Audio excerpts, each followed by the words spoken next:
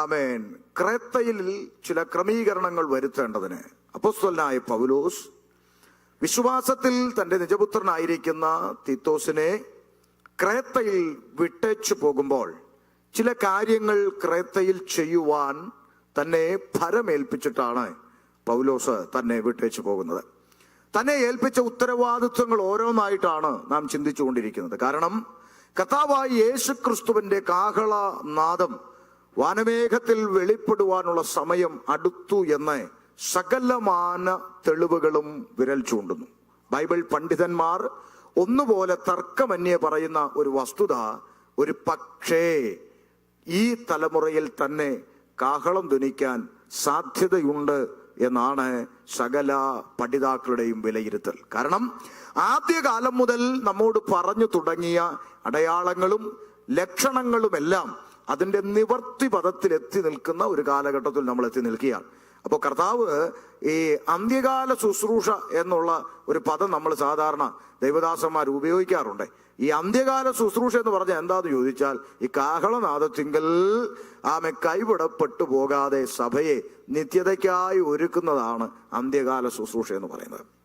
ആമേൻ.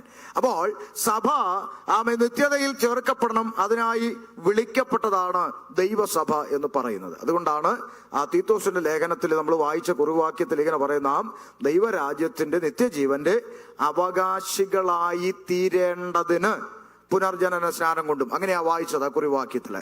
അപ്പോൾ നാം നിത്യജീവന്റെ അവകാശികളായി തീരുവാൻ വിളിക്കപ്പെട്ട ദൈവസഭ കർത്താവ് വരുന്നത് വരെ സ്വർഗത്തിലല്ല ഭൂമിയിലാണ് ജീവിക്കുന്നത്. അപ്പൊ ഈ മണവാട്ടിയായിരിക്കുന്ന നിശ്ചയം ചെയ്യപ്പെട്ട ഈ സഭ ഭൂമിയിൽ ജീവിക്കുമ്പോൾ ഏത് നിലയിൽ ജീവിക്കണം, ഏത് നിലയിൽ ജീവിച്ചുകൂടാ എന്ന് സഭയ്ക്ക് നൽകപ്പെട്ട ഉപദേശങ്ങളും പ്രമാണങ്ങളുമാണ് സഭാലേഖനങ്ങൾ എന്ന് പറയുന്നത്. അത് നമുക്ക് തന്നെ ആപ്ലിക്കബിൾ ആണ്. അത് നമ്മൾ തന്നെ അനുസരിക്കേണ്ടതാണ്. ഇപ്പം നമ്മൾ അത് അനുസരിക്കാൻ മനസ്സില്ല എന്ന് വെച്ച് പോയാൽ അത് വലിയ വില നമ്മൾ പിന്നത്തേതിൽ കൊടുക്കേണ്ടതായിട്ട് വരും. കാരണം ഉൽപ്പത്തിയിൽ അരുത് എന്ന് പറഞ്ഞൊരു കാര്യം അമ്മച്ചി ചെയ്തത് കൊണ്ട് അനുഭവിക്കുന്ന ദുരന്തം ഇന്നും തീർന്നിട്ടില്ലെന്ന് നമുക്കറിയാം. അതുകൊണ്ട് ഈ അരുത് എന്ന വേദപുസ്തകത്തിൽ സഭയോട് പറയുന്ന ഒരു വചനം പോലും നമുക്ക് തള്ളിക്കളയാൻ പറ്റുന്നതല്ല. അത് സഭ അനുസരിച്ചേ മതിയാകത്തുള്ളൂ. ഇനിയിപ്പോൾ ആർക്ക് ഇഷ്ടപ്പെട്ടാലും ഇഷ്ടപ്പെട്ടില്ലേലും കർത്താവ് പറഞ്ഞ അനുസരിച്ചല്ലേ പറ്റൂ. അതിപ്പോൾ എന്ത് ചെയ്യാൻ പറ്റും? അതുകൊണ്ട് ലേഖനങ്ങളിലൂടെ പരിശുദ്ധാത്മാവ് സഭയെ വളരെ ഗൗരവകരമായ കാര്യങ്ങൾ പ്രബോധിപ്പിക്കുകയാണ്. അതാ നമ്മൾ ഗലാത്യ ലേഖനത്തിൽ നിന്ന് ഇങ്ങോട്ട് പഠിച്ചു വന്നു. ഗലാത്യ ലേഖനത്തിൽ നിന്ന് പഠിച്ചപ്പോൾ നിങ്ങൾ ദൈവത്തെ അറിയാത്ത കാലത്ത് പലതിനെയും ദൈവം എന്ന് വിളിച്ചു നടന്നു, എന്നാൽ ഇപ്പോൾ ദൈവത്തെ അറിഞ്ഞു, വിശേഷാൽ ദൈവം നിങ്ങളെ അറിഞ്ഞു, അതുകൊണ്ട് പഴയതിലേക്ക് തിരിഞ്ഞു പോകരുതെന്നൊക്കെ പറഞ്ഞ് ബുദ്ധിയുപദേശമൊക്കെ പറഞ്ഞപ്പോൾ സഭയ്ക്ക് പൗലോസിനോട് ഇച്ചിരി വിഷമമൊക്കെ തോന്നി. ഉടനെ പൗലോസ് ചോദിച്ചു, ഞാൻ സത്യം പറയുന്നത് കൊണ്ട് നിങ്ങൾക്ക് ഞാൻ ശത്രുവായി പോയോ എന്നൊക്കെ ചോദിച്ചുകൊണ്ടാ പൗലോസ് ഗലാത്യ ലേഖനത്തിലൂടെ സഞ്ചരിക്കുന്നത്. അങ്ങനെ വന്നിട്ട് ആമേൻ തീത്തോസിന്റെ ലേഖനത്തിൽ പിന്നെ നമ്മൾ പഠിച്ചു വന്നത് സഭയോട് പറയുക, സഭയുടെ ശുശ്രൂഷകൻ എങ്ങനെയായിരിക്കണം, ശുശ്രൂഷകന്റെ യോഗ്യത എന്താണെന്ന് നമ്മൾ ഇന്നലെ ചിന്തിച്ചതാണ്. അത് കഴിഞ്ഞ് താഴോട്ട് വന്നിട്ട് വിശ്വാസികളോട് പറയണം, വിശ്വാസികൾ പ്രായ വ്യത്യാസമില്ലാതെ എല്ലാവരും സുബോധമുള്ളവര് ആയിരിക്കാൻ പറഞ്ഞല്ലേ. വൃദ്ധന്മാരായാലും പ്രായമായില്ലയോ അങ്ങ് പോട്ടെ, അങ്ങനൊന്നും വെക്കാൻ ഒക്കത്തില്ല. പ്രായമായാലും വൃദ്ധന്മാരായാലും ബാലന്മാരായാലും എല്ലാവരും എന്തായിരിക്കണം? സുബോധമുള്ള ആത്മാവിനെയാണ് നമ്മൾ പ്രാപിച്ചത്. അതുകൊണ്ട് സുബോധത്തോടെ ഇരിക്കണമെന്ന് പറഞ്ഞു. അതിനുശേഷം വീണ്ടും 2-ാം അധ്യായം പഠിച്ചു വന്നപ്പോൾ നമ്മൾ കണ്ടു, ഭക്തികേടും പ്രപഞ്ചമോഹങ്ങളും സഭ എന്ത് ചെയ്യണം? വർജനം എന്ന വാക്കാണ് വേർപാട്. വർജിക്കുക എന്ന് പറഞ്ഞാൽ ഉപേക്ഷിക്കുക എന്നാ. പണ്ട് ഇവിടെ പ്രായമുള്ളവരാ കൂടുതൽ ഇരിക്കുന്നേ. അപ്പം അവരോട് ചോദിച്ചാൽ പറയും, പണ്ട് നാട്ടിലെ ആയുർവേദ മരുന്ന് കഴിക്കുമ്പോൾ പഥ്യം നോക്കണമെന്ന് ഡോക്ടർ പറയും. പഥ്യം നോക്കണമെന്ന് പറയും, ശരിയല്ലേ? പഥ്യം നോക്കണം. അപ്പൊ ഈ വാക്ക് ബൈബിളിലുണ്ട്, പഥ്യ ഉപദേശം എന്നൊരു പദമുണ്ട്. അപ്പോൾ പഥ്യം നോക്കണം എന്ന് പറഞ്ഞാൽ അതിന്റെ അർത്ഥം ഈ കഴിക്കുന്ന മരുന്ന് ശരീരത്തിൽ ഏൽക്കണമെങ്കിൽ, സൗഖ്യം പ്രാപിക്കണമെങ്കിൽ, വിടുതൽ കിട്ടണമെങ്കിൽ ഇറച്ചി, മുട്ട, മീൻ തുടങ്ങിയ കാര്യങ്ങൾ എന്താണ്? പഥ്യമാണ്. അത് ഒഴിവാക്കണമെന്ന് പറയും. അങ്ങനെയാ പ്രായമുള്ളവർക്കൊക്കെ അറിയാം. എന്നാൽ ആരും അറിയാതെ ഒരു അമ്മച്ചി ആരും കാണാതെ ഇറച്ചി, മുട്ടയും മീനും കൂടെ എന്ത് ചെയ്യാൻ തുടങ്ങി? ഈ മരുന്നിന്റെ കൂടെ അങ്ങ് കഴിക്കാൻ. ആരും അറിഞ്ഞില്ല, രഹസ്യമായിട്ട് അങ്ങോട്ട് കഴിക്കാൻ തുടങ്ങി. അങ്ങനെ ഒരു 2 ആഴ്ച 3 ആഴ്ച കഴിഞ്ഞപ്പോൾ ഈ പെൻസിൽ പോലെ ഇരുന്ന അമ്മച്ചി പെട്ടെന്ന് ഭരണി പോലെ എന്ത് ചെയ്തു? അങ്ങ് വീർത്തു. അങ്ങനെയല്ലേ? പഥ്യം തെറ്റിച്ച അങ്ങനെ നീര് കയറും. അപ്പോൾ നീരും വെള്ളവും കയറി അമ്മച്ചി അങ്ങ് വീർത്തപ്പോ ഈ കണ്ട പെണ്ണുങ്ങൾ കൂടെ ജോലി ചെയ്തവരും എല്ലാം നോക്കിയിട്ട് പറയാ, എന്നാലും എന്തൊരു അത്ഭുതം വാടി ചെയ്തു, പെൻസിൽ പോലെ ഇരുന്നവളെ ആണ്ട ഭരണി പോലെ ആയാലോ, എന്ത് വാടി ഇതിന്റെ രഹസ്യം, ഒന്നുമില്ലേലും അവളങ്ങ് നന്നായി പോയി എന്ന് പറയും. ഇപ്പൊ കാണുന്നവരെല്ലാം പറയുന്നത് പെൻസിൽ പോലെ ഇരുന്നവൾ എന്തായി, നന്നായി. എന്തായി എന്നാ നമുക്ക് മനസ്സിലാവുന്നില്ലേ? എന്തായി? നന്നായി. അപ്പൊ സത്യത്തിൽ നന്നായതാണോ? ആണോ? പിന്നെന്താ? പഥ്യം തെറ്റിച്ചത് കൊണ്ട് അപകടത്തിലേക്ക്, മരണത്തിലേക്ക് പോവുക, നീരും വെള്ളം കയറി ചാവാൻ പോവുക. അപ്പൊ നമ്മൾ മനസ്സിലാക്കണം, പഥ്യം തെറ്റിച്ചിട്ട് കിട്ടുന്ന അനുഗ്രഹം, അയ്യോ ഇന്നലെ വരെ ഞങ്ങൾ അവിടെ പോയിട്ടൊന്നും കിട്ടിയില്ല, അപ്പുറത്ത് 2 ആഴ്ച പോയപ്പോഴേ നമ്മൾ അനുഗ്രഹം പ്രാപിച്ചു, അത് അനുഗ്രഹമല്ല, അത് മരണത്തിലേക്കുള്ള പോക്കാണ്. പഥ്യോപദേശം തെറ്റിച്ചിട്ട് കിട്ടുന്ന അനുഗ്രഹമൊന്നും ദൈവിക അനുഗ്രഹമായി നമ്മൾ കാണരുത്. അപ്പോൾ പഥ്യോപദേശം അത് നമ്മൾ പാലിക്കുമ്പോൾ ചിലത് നമ്മൾ എന്ത് ചെയ്യേണ്ടി വരും? വർജനം ചെയ്യേണ്ടി വരും. എന്താ ചിലതെന്ന് ചോദിച്ചാൽ അത് ഭക്തികേടും പ്രപഞ്ചമോഹങ്ങളും വർജനം ചെയ്യണം. ഈ വർജനം ചെയ്യുക, ഉപേക്ഷിക്കുക എന്ന് പറയുന്നതിനെയാണ് വേർപാട് എന്ന് നമ്മൾ പറയുന്നത്. വേർപെട്ട് നമ്മൾ വിശ്വാസത്തിൽ വന്നപ്പോൾ നമ്മൾ ഒരുപാട് കാര്യങ്ങൾ ഉപേക്ഷിക്കേണ്ടതായ സാഹചര്യങ്ങൾ ജീവിതത്തിൽ ഏറ്റുമുട്ടി പലതും ഉപേക്ഷിച്ച് കർത്താവിനായി വേർതിരിക്കപ്പെട്ടതാണ് സഭ. അപ്പൊ ഈ വേർപാടെന്ന് പറയുമ്പോൾ ദൈവസഭയ്ക്ക് പ്രധാനമായും ലേഖനങ്ങളിൽ 3 തരം വേർപാട് കൽപ്പിച്ചിട്ടുണ്ട്. ഞാൻ കഴിഞ്ഞ ഇവിടെയുള്ള മീറ്റിങ്ങുകൾ അതിനെക്കുറിച്ച് പറഞ്ഞതുകൊണ്ട് ഞാൻ അതിൽ വിശദമായി കയറുന്നില്ല, പറയാത്ത ചില കാര്യങ്ങൾ പറയാനായി ഇന്ന് ആഗ്രഹിക്കുന്നത്. ആമേൻ. ഇപ്പൊ വേർപാട് എന്ന് പറയുമ്പോൾ ആമേൻ 3 കാര്യങ്ങൾ പ്രധാനമായും. ഒന്ന്, നിങ്ങൾ അവിശ്വാസികളുമായി ഇണയല്ല പിണ കൂടരുത്. അപ്പൊ അങ്ങനെയാ എന്ന് പറഞ്ഞാൽ നമുക്ക് ജാതികളിൽ നിന്ന്, അവിശ്വാസികളിൽ നിന്ന് എന്തുണ്ട്? ഒരു വേർപാട് ഉണ്ട്. അപ്പൊ എന്ന് പറഞ്ഞാൽ നാളെ അങ്ങോട്ട് ജോലിക്ക് ഇറങ്ങുമ്പോൾ അപ്പുറത്തവൻ ഹിന്ദു ആണെങ്കിൽ അവനെ കാണുമ്പോൾ വേർപാടാ പറഞ്ഞ് മിണ്ടാതെ പോകണമെന്നല്ല. ക്രിസ്തുവിന്റെ സ്നേഹം നമ്മൾ അവരുമായി പങ്കുവെക്കുമ്പോൾ തന്നെ അവരുടെ ആചാരങ്ങളിൽ നമ്മൾ പങ്കുകൊള്ളാൻ പാടില്ല, അതിൽ നിന്ന് നമ്മൾ വേർപെട്ടിരിക്കണം. അതുപോലെ നമ്മുടെ തലമുറ അവിശ്വാസികളിൽ നിന്ന് എന്ത് ചെയ്യാൻ പാടില്ല? ബന്ധമെടുക്കാൻ പാടില്ല. അത് ദൈവസഭയുടെ പ്രമാണമാണ്. എന്തിനധികം പറയുന്നത്? ഇവിടെയുള്ള അപ്പച്ചന്മാരോട് ചോദിച്ചാൽ പറയും, പണ്ട് നാട്ടിൽ ഒരു സഭയിൽ നിന്ന് കല്യാണം കഴിപ്പിക്കത്തില്ലായിരുന്നു, അറിയോ? ഇപ്പൊ ഞാനത് ഇവിടെ ഒന്നും പറയത്തില്ല, പറഞ്ഞാൽ പലരും എന്നെ മേലെ കയറും, അതുകൊണ്ട് ഞാനത് പറയത്തില്ല. പണ്ടത്തെ കാര്യം പറഞ്ഞതാ ആശ്വസിക്കാൻ വേണ്ടി. ഒരു സഭയിൽ നിന്ന് എന്ത് ചെയ്യത്തില്ല? കല്യാണം കഴിപ്പിക്കത്തില്ല. കാരണം സൺഡേ ക്ലാസ് തൊട്ടേ കൊച്ചുങ്ങളെ പഠിപ്പിക്കുന്നത് എല്ലാം ആരാന്നാ? സഹോദരങ്ങളാന്നാ പഠിപ്പിക്കുന്നത്. അതുകൊണ്ട് ഒരിക്കലും അങ്ങനെ ചെയ്തിരുന്നില്ല പിതാക്കന്മാരുടെ കാലത്ത്. ഇനി അങ്ങനെ അനുവദിച്ചു കൊടുക്കുമ്പോൾ എന്ത് ചെയ്യും? ഇവിടെ കർത്തൃമേശ നടക്കുമ്പോഴും അവിടെ കണ്ണും നോക്കുമായിരിക്കും. മനസ്സിലായോ? അപ്പൊ ആ സഭയുടെ ഗൗരവം വിട്ട് കളയാതിരിക്കാൻ പിതാക്കന്മാരുടെ അപ്പൊ ഞാൻ ഇനി ഉപദേശമാക്കി നിങ്ങളടുത്ത് പറഞ്ഞ് വിഷമമൊന്നും ഉണ്ടാക്കുന്നില്ല, നിങ്ങളുടെയൊക്കെ ഇഷ്ടം പോലെ ചെയ്തു, അതൊന്നും വിഷയമല്ല. പണ്ടത്തെ ഒരു കാര്യം പറഞ്ഞു വന്നേ ഉള്ളൂ. അപ്പൊ ശ്രദ്ധിക്കുക, അങ്ങനെ ഒത്തിരി കാര്യങ്ങളിൽ സഭ കൃത്യമായ നിലപാടുകൾ സ്വീകരിച്ചിരുന്നു. അവിശ്വാസികളിൽ നിന്ന് നമ്മുടെ തലമുറ ബന്ധമെടുക്കാൻ പാടില്ല എന്നുള്ള നിലയിൽ വേർപാട് ദൈവസഭ പാലിച്ചിരുന്നു. ഇപ്പോ പാസ്റ്റർമാരുടെ മക്കൾ വരെ തനിക്ക് ഇഷ്ടപ്പെട്ടതിനെ കെട്ടി തന്നെ പോവുക. അങ്ങനെ നമ്മൾ ഇവിടെ കാണുന്നുണ്ട് ഈ പട്ടണത്തിൽ. ഇല്ലാന്ന് നിങ്ങൾ പറഞ്ഞാൽ യോഗം തീരുമ്പോൾ ഞാൻ പറഞ്ഞു തരാം ആരെയാന്ന്.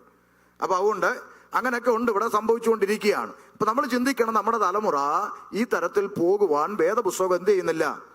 അനുവദിക്കുന്നില്ല. ഇനിയിപ്പോ നമുക്ക് ഇച്ചിരി പണം കൂടുതലുണ്ട്, നമ്മളെ കുടുംബം ഇവിടെ അറിയപ്പെടുന്ന അതൊന്നും കർത്താവിനൊരു വിഷയമൊന്നുമല്ല. വഴിയലിയിൽ ഇരുന്ന് ചെരുപ്പ് കുത്തിക്ക് വേണ്ടി ഒഴുക്കിയ രക്തവും ഇവിടുത്തെ കോടികളുള്ള അച്ചാച്ചന് വേണ്ടി ഒഴുക്കിയ രക്തവും ഒന്നാ. അച്ചായന് വേണ്ടി 2 തുള്ളി കൂടുതലും ഈ ചെരുപ്പൂത്തിക്ക് വേണ്ടി 2 തുള്ളി കുറവും ഒന്നുമല്ല കാൽവരിയിൽ ഒഴുക്കിയത്. എല്ലാവർക്കും വേണ്ടി ഒന്നുപോലെ കർത്താവ് മരിച്ചു. ഇവിടെ അച്ചായൻ കോടീശ്വരനും ലങ്ങേര് ചെരുപ്പൂത്തിയായിരിക്കും, പക്ഷെ അവിടെ രണ്ടും ആത്മാവെന്ന വിലയുള്ളൂ.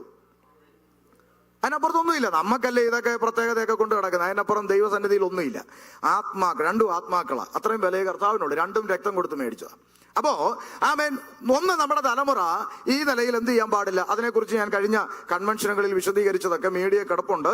അവിശ്വാസികളുമായി നമുക്കൊരു വേർപാടുണ്ട്. ഇനി അത് പറഞ്ഞാലുള്ള സമയം പോയതുകൊണ്ട് ഇനി അവിടെ പറയാത്ത മറ്റൊരു വേർപാട് എന്താന്ന് ചോദിച്ചാൽ ദൈവസഭയാകുന്ന മണവാട്ടിയുടെ വിഷയങ്ങൾ കൈകാര്യം ചെയ്യേണ്ടത് ലോകപരമായ ആളുകളല്ല, അവിശ്വാസികളല്ല. അതിൽ നിന്ന് നമ്മൾ എന്ത് ചെയ്യണം? വേർപാട് പാലിക്കണം. നമുക്ക് വായിക്കാം. 1 കൊരിന്ത്യർ ലേഖനം 6-ാം അധ്യായത്തിലേക്ക് നമ്മുടെ ശ്രദ്ധയെ കൊണ്ടുവരാം. 1 കൊരിന്ത്യർ ലേഖനം 6-ാം അധ്യായം 1 മുതൽ.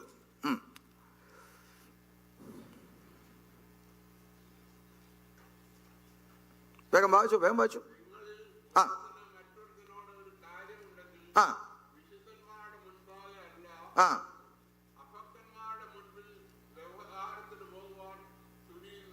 ആഹാ, കണ്ടോ? നിക്കട്ടെ. നിങ്ങളിൽ എന്ന് പറഞ്ഞാൽ ആരായി നിങ്ങൾ? കൊരിന്തിലെ വിശ്വാസികളായ വിശുദ്ധന്മാരോട് ചോദിക്കുകയാണ്. ലേഖനങ്ങളുടെ എല്ലാം തലക്കെട്ട് അങ്ങനെയാണല്ലോ. ഗലാത്യ സഭയിലെ വിശുദ്ധന്മാർക്ക്, എഫേസ സഭയിലെ വിശുദ്ധന്മാർക്ക്, കൊലോസ് സഭയിലെ വിശുദ്ധന്മാർക്ക്, കൊരിന്ത് സഭയിലെ വിശ്വാസികളായ വിശുദ്ധന്മാർക്ക് എഴുതുന്നതായി. അപ്പൊ നിങ്ങളിൽ ഒരു സഹോദരന് മറ്റൊരു സഹോദരനോട് ഒരു കാര്യമുണ്ടെങ്കിൽ അത് തീർക്കാൻ അഭക്തന്മാരുടെ മുമ്പിൽ നിങ്ങൾ വ്യവഹാരത്തിന് പോകുന്നുവോ? ആമേൻ. അതിന്റെ ആമേൻ താഴോട്ട് വായിച്ചു 4-ാം വാക്യം വായിച്ച. എന്നാൽ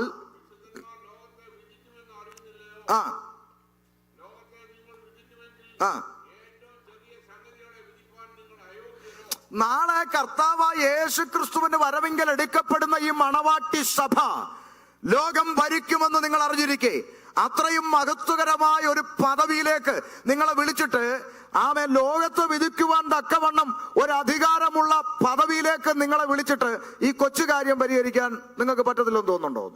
അതാ ചോദിക്കുന്നത്.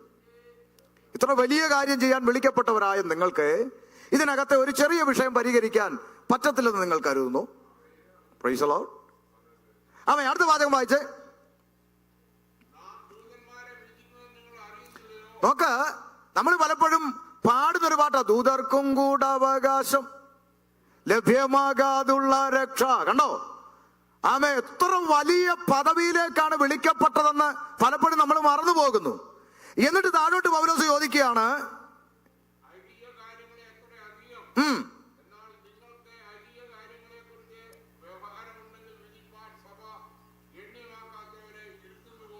നിങ്ങൾക്ക് ഐഹിക കാര്യങ്ങൾ, ലോകപരമായ ഒരു കാര്യങ്ങളിൽ ഒരു പ്രശ്നം ഉണ്ടായാൽ അത് തീർക്കാൻ സഭ ഗണ്യമാക്കാത്ത ആളിനെ കൊണ്ടുവരുന്നോ? അടുത്ത വാചകം. നിങ്ങൾക്ക് ഇത് ലജ്ജയായിട്ടൊന്നും തോന്നുന്നില്ലേന്ന്? നിക്ക്. ഞാൻ എബ്രോൻ IPCയോടല്ല ചോദിക്കുന്നത് കേട്ടോ, അങ്ങനെ ആരും പറഞ്ഞേക്കരുത്. പെന്തക്കോസ്ത് സമൂഹമേ, നിങ്ങൾക്കിതിൽ ഒരു ലജ്ജയും തോന്നുന്നില്ലേന്ന്? എന്തുവാ? ദൈവസഭയുടെ വിഷയങ്ങളിൽ കാര്യം തീർക്കാൻ വിശ്വാസി അല്ലാത്ത ഒരാളെ കൊണ്ടിരുത്തുക. അപ്പൊ നിങ്ങൾ വിചാരിക്കുന്നത് എന്താ ഈ പറയുന്നത്? ഇച്ചിരി കഴിഞ്ഞ് പറയാം. അടുത്ത വാചകം.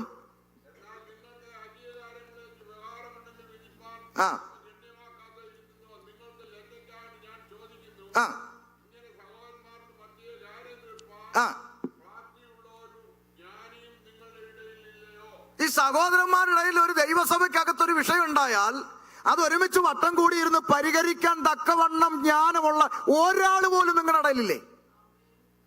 എന്റെ ചോദ്യം അല്ല കേട്ടോ, പൗലോസ് ചോദിക്കുക സഭയോട്. ഞായറാഴ്ച പാട്ടിന്റെ അവസാനത്തെ വരി രണ്ടാമത് പാടുമ്പോൾ എന്തോരം ആത്മാവാ എല്ലാവരിലും ഇരിക്കുന്നത്. പക്ഷെ ഒരു പ്രശ്നം വന്നാൽ തീർക്കാൻ ഈ ആത്മാവും ഞാനൊന്നും വരത്തില്ലേ? ചോദിക്കുകയാണ്. അതിനാര് വരേണ്ടി വരുന്നു? ഒന്ന്, ദൈവസഭയുടെ വിഷയം തീർക്കാൻ അഭക്തരുടെ അടുക്കൽ കോടതിയിൽ കയറുന്നു. 8, 10, 12 കേസായി പ്രസ്ഥാനത്തിന്. അത് തീർക്കാൻ കോടതി നിയോഗിച്ച ഒരാള് നമ്മുടെ പ്രസ്ഥാനത്തിൽ വന്ന് എല്ലാം നിരീക്ഷിക്കുന്നു. അഭക്തനായവൻ. നിങ്ങൾക്ക് ലജ്ജയില്ലേന്ന്? ഇതൊക്കെ പരിശുദ്ധാത്മാവ് എത്ര മുൻകൂട്ടി കണ്ടു, കൃത്യമായി എഴുതിയെന്ന് ഓർത്ത് ഞാൻ ദൈവത്തെ സ്തുതിക്കുന്നു. ഇത്രയൊക്കെ അതപ്പതിച്ചിട്ട് നാണമില്ലേന്നാ പൗലോസ് ചോദിക്കുന്നത്. ആമേൻ.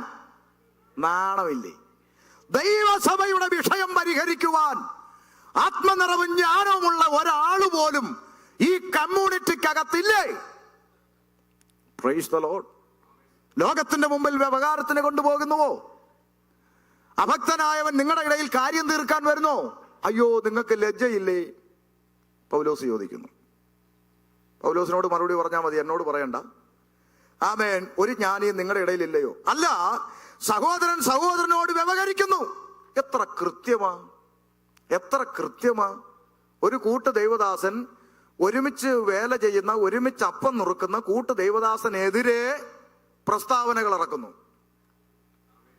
അവൻ കള്ളൻ, ഞാൻ നീതിമാൻ, എന്നെ ജയിപ്പിക്കണം. ഇതൊന്നും നിങ്ങൾ വായിച്ചിട്ടില്ലേ?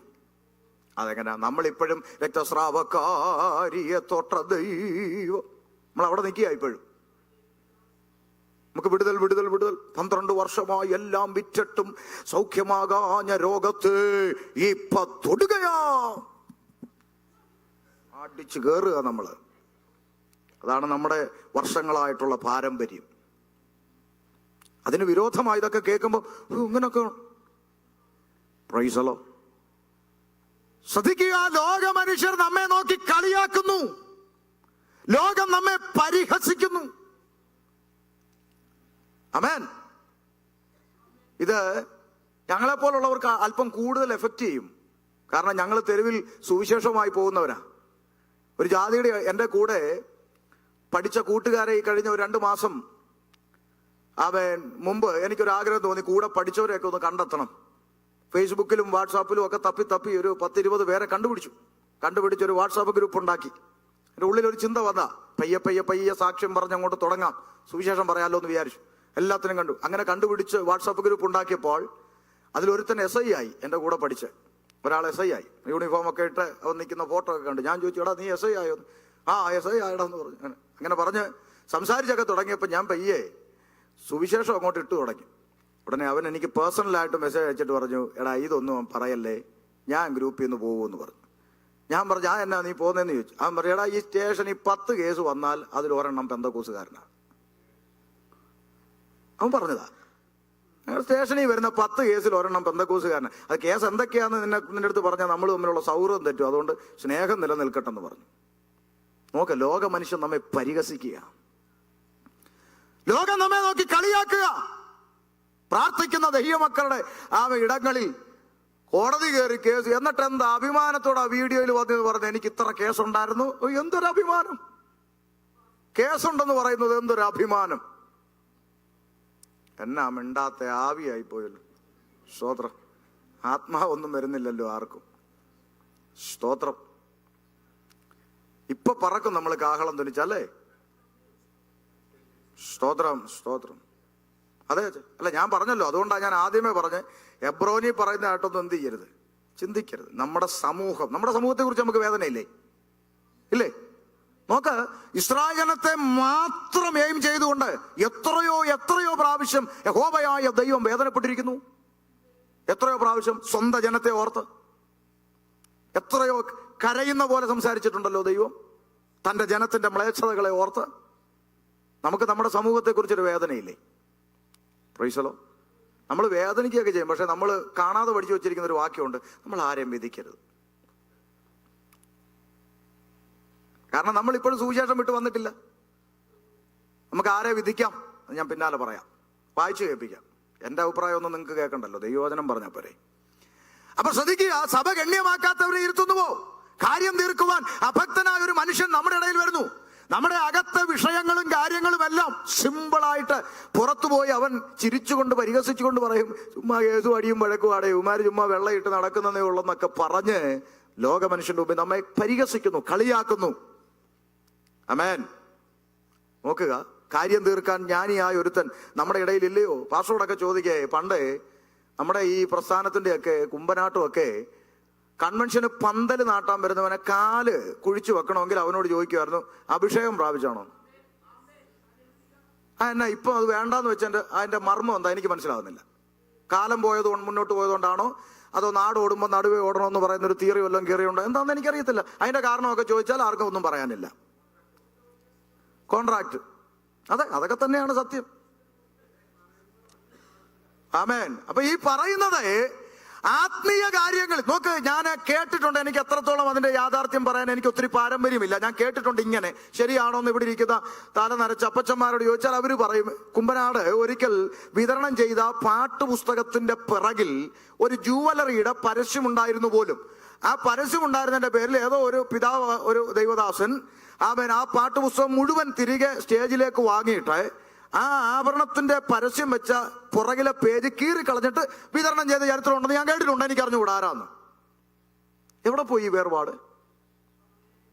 എന്താ ഇതിൽ മാറ്റം വന്നതിന്റെ മാനദണ്ഡം, അടിസ്ഥാനം പണമോ, അതോ നമുക്ക് എന്തെങ്കിലുമൊക്കെ ആയി എന്നുള്ള തോന്നലോ? പ്രൈസലോ. എന്താ ഈ പൂർവ്വകാലത്ത് പിതാക്കന്മാർ പഠിപ്പിച്ച വേർപാട് അനുസരിച്ച് ജീവിച്ചവരോടൊക്കെ ദൈവം സോറി പറയുമോ? നാളെ ദൈവം സോറി പറയുമോ? നമുക്കിതെല്ലാം അനുവദിച്ചു, നിങ്ങൾക്കിതൊന്നും അനുവദിക്കാൻ പറ്റാത്തതിൽ ക്ഷമിക്കണം എന്ന് അവരോട് സോറി പറയുമോ? Price the Lord. ഒത്തിരി വിഷമിപ്പിക്കുന്നില്ല. ആമേൻ. നമുക്ക് വായിക്കാം താഴോട്ട്. അല്ല, സഹോദരൻ സഹോദരനോട് വ്യവഹരിക്കുന്നു, അതും അവിശ്വാസികളുടെ മുമ്പിൽ തന്നെ.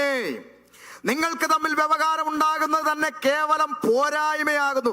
അതിനു പകരം നിങ്ങൾ അന്യായം സഹിച്ചുകൊള്ളാത്തതെന്ത്? നഷ്ടം ഏറ്റുകൊള്ളാത്തതെന്ത്? അല്ല, നിങ്ങൾ അന്യായം ചെയ്യുകയും നഷ്ടം വരുത്തുകയും ചെയ്യുന്നു. അപ്പൊ എന്താ പൗലോസ് പറയുന്നത്? നിങ്ങൾക്ക് നേരിടുന്ന ഈ പ്രശ്നങ്ങൾ അത് ന്യായമല്ല, അത് അന്യായം തന്നെയാ. സമ്മതിച്ചു. ആ അന്യായം നിങ്ങൾ സഹിക്കാത്തതെന്ത്? പിന്നെന്താണ് പെന്തിക്കോസ്? പിന്നെന്താ ദൈവമക്കള്? ഇത് സഹിക്കാൻ എന്തുകൊണ്ട് പറ്റുന്നില്ല? ഉടനെ നമ്മൾ കേസും വഴക്കുമായിട്ട് പോലീസ് സ്റ്റേഷനിൽ കയറാൻ. ഇത് സഹിക്കാൻ എന്നാ പറ്റാതെ? പൗലോസ് ചോദിക്കുക, എന്തുകൊണ്ട് ഇത് സഹിച്ചുകൂടാ? ശരി, ഇത് അന്യായമാണ്, താൻ സമ്മതിക്കുന്നു. ദൈവവചനം നമ്മളോട് സമ്മതിക്കുന്നു, അത് അന്യായമാണ്, നിങ്ങൾ ഏറ്റത് ന്യായമല്ലാത്തൊരു കാര്യമാണ് നിങ്ങൾക്ക് നേരെ വന്നത്, സഭയ്ക്ക് നേരെ വന്നത്. ശരിയാ. പക്ഷെ ആ അന്യായം നിങ്ങൾക്ക് എന്തുകൊണ്ട് സഹിച്ചുകൂടാ? എന്തുകൊണ്ട് സഹിച്ചുകൂടാ? അല്ല, നിങ്ങൾ അന്യായം ചെയ്യുകയും നഷ്ടം വരുത്തുകയും ചെയ്യുന്നു, അതും സഹോദരന്മാർക്ക് തന്നെ. അതെന്തുവാ? അത് ചിന്തിച്ചിട്ടുണ്ടോ? നിങ്ങൾ ഇത് ചെയ്യുന്നത് അന്യായമാണ്, എന്നിട്ട് സഹോദരന്മാർക്ക് എന്ത് വരുത്തുന്നു? എന്നാ ചിന്തിച്ചിട്ടുണ്ടോ? ഈ കോടതി കയറി ഇറങ്ങാനും ചെലവാക്കുന്നതൊക്കെ പൈസ കുടുംബത്തിൽ നിന്നാണോ? നിങ്ങൾ കൊടുക്കുന്ന ദശാംശം സഹോദരങ്ങൾ കൊടുക്കുന്ന നന്മയാ, കൂട്ടു സഹോദരങ്ങളുടെ നന്മയാ. അവർക്കെല്ലാം നഷ്ടം വരുത്തുക. ആമേൻ. 10 ട്രാക്ട് അടിക്കാനായിരുന്നെങ്കിൽ ദൈവത്തിന് സ്തോത്രം ചെയ്യാമായിരുന്നു. ഒരു യോഗം നടത്താനായിരുന്നെങ്കിൽ ദൈവത്തിന് സ്തോത്രം ചെയ്യാമായിരുന്നു. ഒരു കൂട്ടു സഹോദരന്റെ കണ്ണുനീരൊപ്പാനായിരുന്നെങ്കിൽ സ്വർഗം സന്തോഷിക്കുമായിരുന്നു. ലക്ഷങ്ങളുടെ ഫ്ലക്സും ബാനറുകളും ഒക്കെ കുമ്പനാട്ട് കൂട്ടിയിട്ട് തീ കത്തിച്ച് കളയുമ്പം നിങ്ങൾക്കൊന്നും അതിലൊരു വിഷമം തോന്നുന്നില്ല. നമുക്ക് വിഷമം തോന്നും. കാരണം ഈ മെയ് മാസം ഈ 3-4 ദിവസം കൂടെ ഒക്കെ ഉള്ളൂ. ഓരോ പാസ്റ്റർമാർ അവിടെ ഉപവാസത്തോടും പ്രാർത്ഥനയോടെ ഇരിക്കുക. എന്താണെന്നറിയാമോ? ജൂൺ 3 സ്കൂൾ തുറപ്പാണ്. കുഞ്ഞുങ്ങളുടെ യൂണിഫോം മേടിക്കാൻ കഴിയാതെ, പുസ്തകം മേടിക്കാൻ കഴിയാതെ എത്രയോ പേര്. നിങ്ങൾ വിചാരിക്കുക ഇല്ലെന്നാണോ? എണ്ണി പറ ഇഷ്ടം പോലെയുണ്ട്. കാരണം ഞാനതൊക്കെ അനുഭവിച്ച ഒരാളാ, എനിക്കറിയാം. അപ്പൊ കൂട്ടു സഹോദരന്മാർക്ക് നഷ്ടം വരുത്തുന്നു, ഇതൊക്കെ ചെയ്യുന്നു. ഇതിപ്പോ ഇനിയിപ്പോ നമ്മളൊന്നും വിചാരിച്ച ഇതൊന്നും നന്നാകാൻ പോകുന്നില്ല പാസ്റ്ററെ, എന്ത് ചെയ്യാനാ? അങ്ങനെ അങ്ങ് വിചാരിച്ച് ആശ്വസിക്കുന്നെങ്കിൽ ഒരു വാക്യം കൂടെ വായിച്ചു വെക്കാം, അതുകൂടെ കേട്ടിട്ട് ആശ്വസിക്കണം. അടുത്ത വാക്ക്,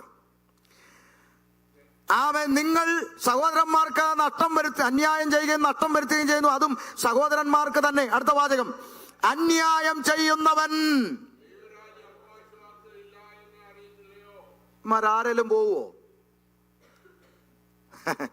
നിങ്ങൾ എന്താ കരുതിയത്? ഇത് കുഞ്ഞുകളിയാണോ? വേർപാട് പാലിക്കാത്തവന് ദൈവരാജ്യവുമായിട്ട് ബന്ധമില്ല.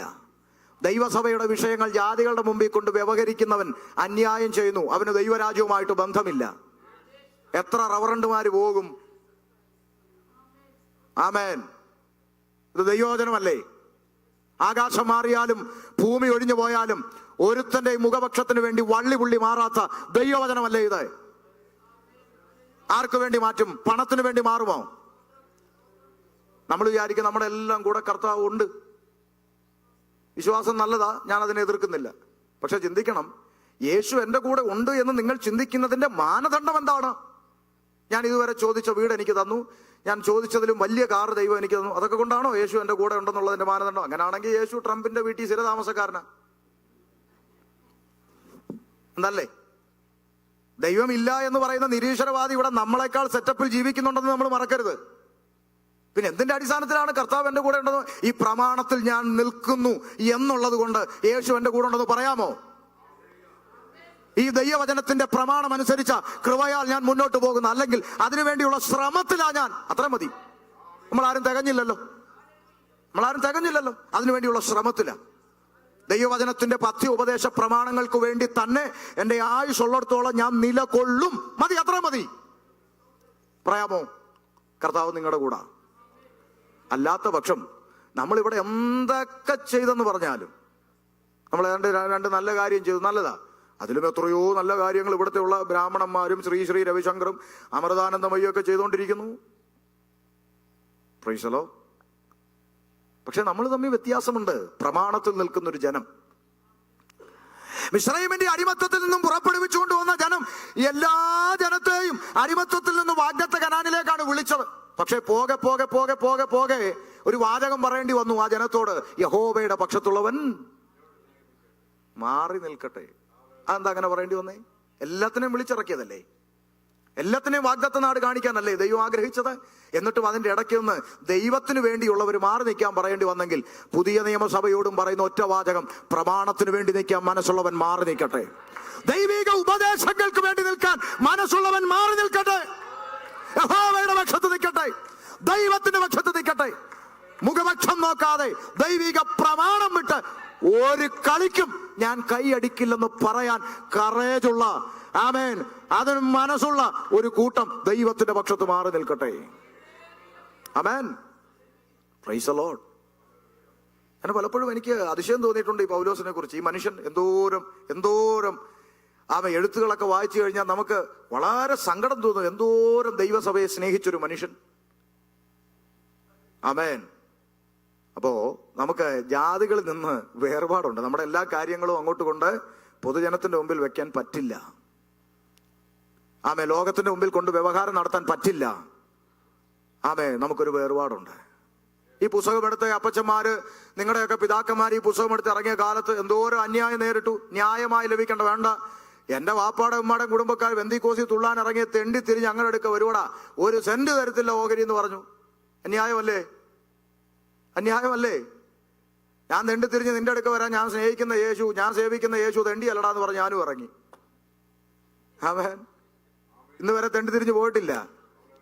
അന്യായമാ കാണിച്ച, പക്ഷെ സഹിച്ചു. നിങ്ങളിൽ എത്രയോ പിതാക്കന്മാർ സഹിച്ചു. ന്യായമായി കിട്ടേണ്ട 1 സെന്റ് പോലും ലഭിക്കാതെ എത്ര പിതാക്കന്മാർ സഹിച്ചു. അന്യായമല്ലേ അവരോട് കാണിച്ചത്? അവർ കോടതി കയറാൻ പോയോ? അവർ സഹിച്ചില്ലേ? പുസ്തക നിമിത്തം, യേശു നിമിത്തം അവർ സഹിച്ചത് കൊണ്ടല്ലേ നിങ്ങളിരുന്ന് ആനന്ദത്തോടെ ഇന്ന് ഇവിടെ ഇരുന്ന് സന്തോഷത്തോടെ ദൈവത്തെ ആരാധിക്കുന്നത്? മനസാക്ഷി കൈവച്ച് അല്ലെന്ന് നിങ്ങൾക്ക് പറയാമോ? നിങ്ങൾക്ക്? Price the Lord. അവർ കൊടുത്ത വിലയാ. ആമേൻ. ഒരു ദൈവദാസൻ പണ്ട് സാക്ഷ്യം പറഞ്ഞാൽ ഓർക്കുന്നു. വഴിയിൽ കൂടെ നടന്ന് ആരാധനയ്ക്ക് പോകാൻ വണ്ടിക്കൂലി ഇല്ലാതെ പുറത്തൊരു ജാതിയോട് അത് ചോദിക്കുന്നത് ദൈവത്തിന്റെ നാമത്തെ അപമാനം വരുത്തുമെന്ന് ഭയന്നിട്ട് ബൈബിള് നെഞ്ചോട് ചേർത്ത് പിടിച്ചുകൊണ്ട് കാലെന്ത് ചെയ്യുക? റോഡിൽ കിടക്കുന്ന കല്ലുകൾ ഇങ്ങനെ തട്ടി മാറ്റി, ചില്ലറ തൊട്ടുവല്ലോ അവിടെ കിടപ്പുണ്ടോന്ന് പയ്യെ ആരും ശ്രദ്ധിക്കാത്ത രീതി കല്ല് തട്ടി മാറ്റി പോയി 1 രൂപ എങ്ങാണ്ട് കിട്ടി, അതും എടുത്ത് ആനന്ദത്തോടെ ആരാധനയ്ക്ക് പോയ സാക്ഷ്യം കേട്ടിട്ടുണ്ട്. എന്താ ഈ പറയണേ? ആമേൻ. അന്ന് അവര് വില കൊടുത്തുകൊണ്ട് നിങ്ങളിവിടെ സന്തോഷത്തോടെ ദൈവം തന്ന നന്മയാണ്, ദൈവം തന്ന ജോലിയാണ്, ദൈവം തന്ന വീടാണ്, ദൈവം തന്ന കുടുംബമാണ്, സന്തോഷത്തോടെ അനുഭവിക്കാം. അതിൽ ഒരു പ്രശ്നവുമില്ല. പക്ഷെ അതേ വില ഇന്ന് നിങ്ങൾ കൊടുക്കാൻ തയ്യാറായാൽ നാളെ നിങ്ങളുടെ തലമുറ ഈ നന്മ അനുഭവിക്കും. പക്ഷേ ആ പ്രമാണത്തിന് വേണ്ടി നിൽക്കാൻ നിങ്ങൾ തയ്യാറാകാതിരുന്നാൽ നാളെ ഇവിടെ ഒരു തലമുറ ഈ പുസ്തകത്തിന് വേണ്ടി ഉണ്ടാകില്ല. അതുകൊണ്ടാണ് വ്യക്തമായി പഴയ നിയമത്തിൽ പറയുന്നത് യഹോവയെ അറിയാത്തൊരു തലമുറ എങ്ങനെ ഉണ്ടാവും? എനിക്ക് എത്ര ആലോചിച്ചിട്ടും അത് ആദ്യ കാലങ്ങളിൽ മനസ്സിലാകാത്തൊരു വാക്യമായിരുന്നു. യഹോവയെ അറിയാത്ത, അതെങ്ങനെ ഉണ്ടാവും? യഹോവയെ അറിയാത്തൊരു തലമുറ ഉണ്ടാകണമെങ്കിൽ അതിന് ആരാ കാരണക്കാര്? അടിമ വീടായ മിസ്രൈമിൽ നിന്നും നിന്നെ വിടുവിച്ചു കൊണ്ടുവന്ന നിന്റെ ദൈവമായ യഹോവയെ നീ മറക്കരുതെന്നും അതുവേ നിന്റെ മക്കൾക്ക് ഉപദേശിച്ചു കൊടുക്കണമെന്നും അമ്മയപ്പന്മാരോട് തമ്പുരാൻ പറഞ്ഞിരുന്നു. അപ്പൊ ഒരു യഹോവയെ അറിയാത്തൊരു തലമുറ ഉണ്ടാകണമെങ്കിൽ അതിന്റെ അർത്ഥം എന്താ? അങ്ങനെ ഒരു ദൈവം ഉണ്ടെന്നോ ആ തലമുറ എന്ത് ചെയ്തിട്ടില്ല? ആരും പഠിപ്പിച്ചിട്ടില്ല. എന്ത് വലിയ അബദ്ധം! അപ്പൊ ദൈവസഭയ്ക്ക് ലോകത്തിൽ നിന്ന് എന്തുണ്ട്? വേർപാടുണ്ട്. ലോകം സഭയ്ക്കകത്ത് കയറാൻ പാടില്ല. അവിശ്വാസികൾ നമുക്കൊരു വേർപാടുണ്ട്. അവരുടെ ആചാരങ്ങളിൽ പങ്കുകൊള്ളാൻ പാടില്ല. ഒരു വീടില്ല പാസ്റ്ററെ, പ്രാർത്ഥിക്കണമെന്ന് പറഞ്ഞു, പ്രാർത്ഥിച്ചു. ദൈവം 1 സെന്റ് ചോദിച്ചപ്പോൾ 9 സെന്റും കൊടുത്തു, വീടും കൊടുത്തു, വലിയ സെറ്റപ്പായി. വീട് റെഡിയായി. ഇപ്പം പാല് കാച്ചിയാലേ കയറൂ. എവിടുന്ന് വന്നു? എന്താ നിങ്ങൾ ആരും മിണ്ടാത്ത? അറിവില്ലായ്മയുടെ കാലത്ത് കാച്ചി പോട്ടെ. അറിവില്ലായ്മയുടെ കാലങ്ങളെ ദൈവം എന്ത് ചെയ്യുന്നില്ല? കണക്കിടുന്നില്ല. പക്ഷെ ഇതൊക്കെ എന്താ? എവിടുന്ന് വന്ന ആചാരങ്ങളാണ്? ദൈവസഭയുടെ പ്രമാണമാണോ?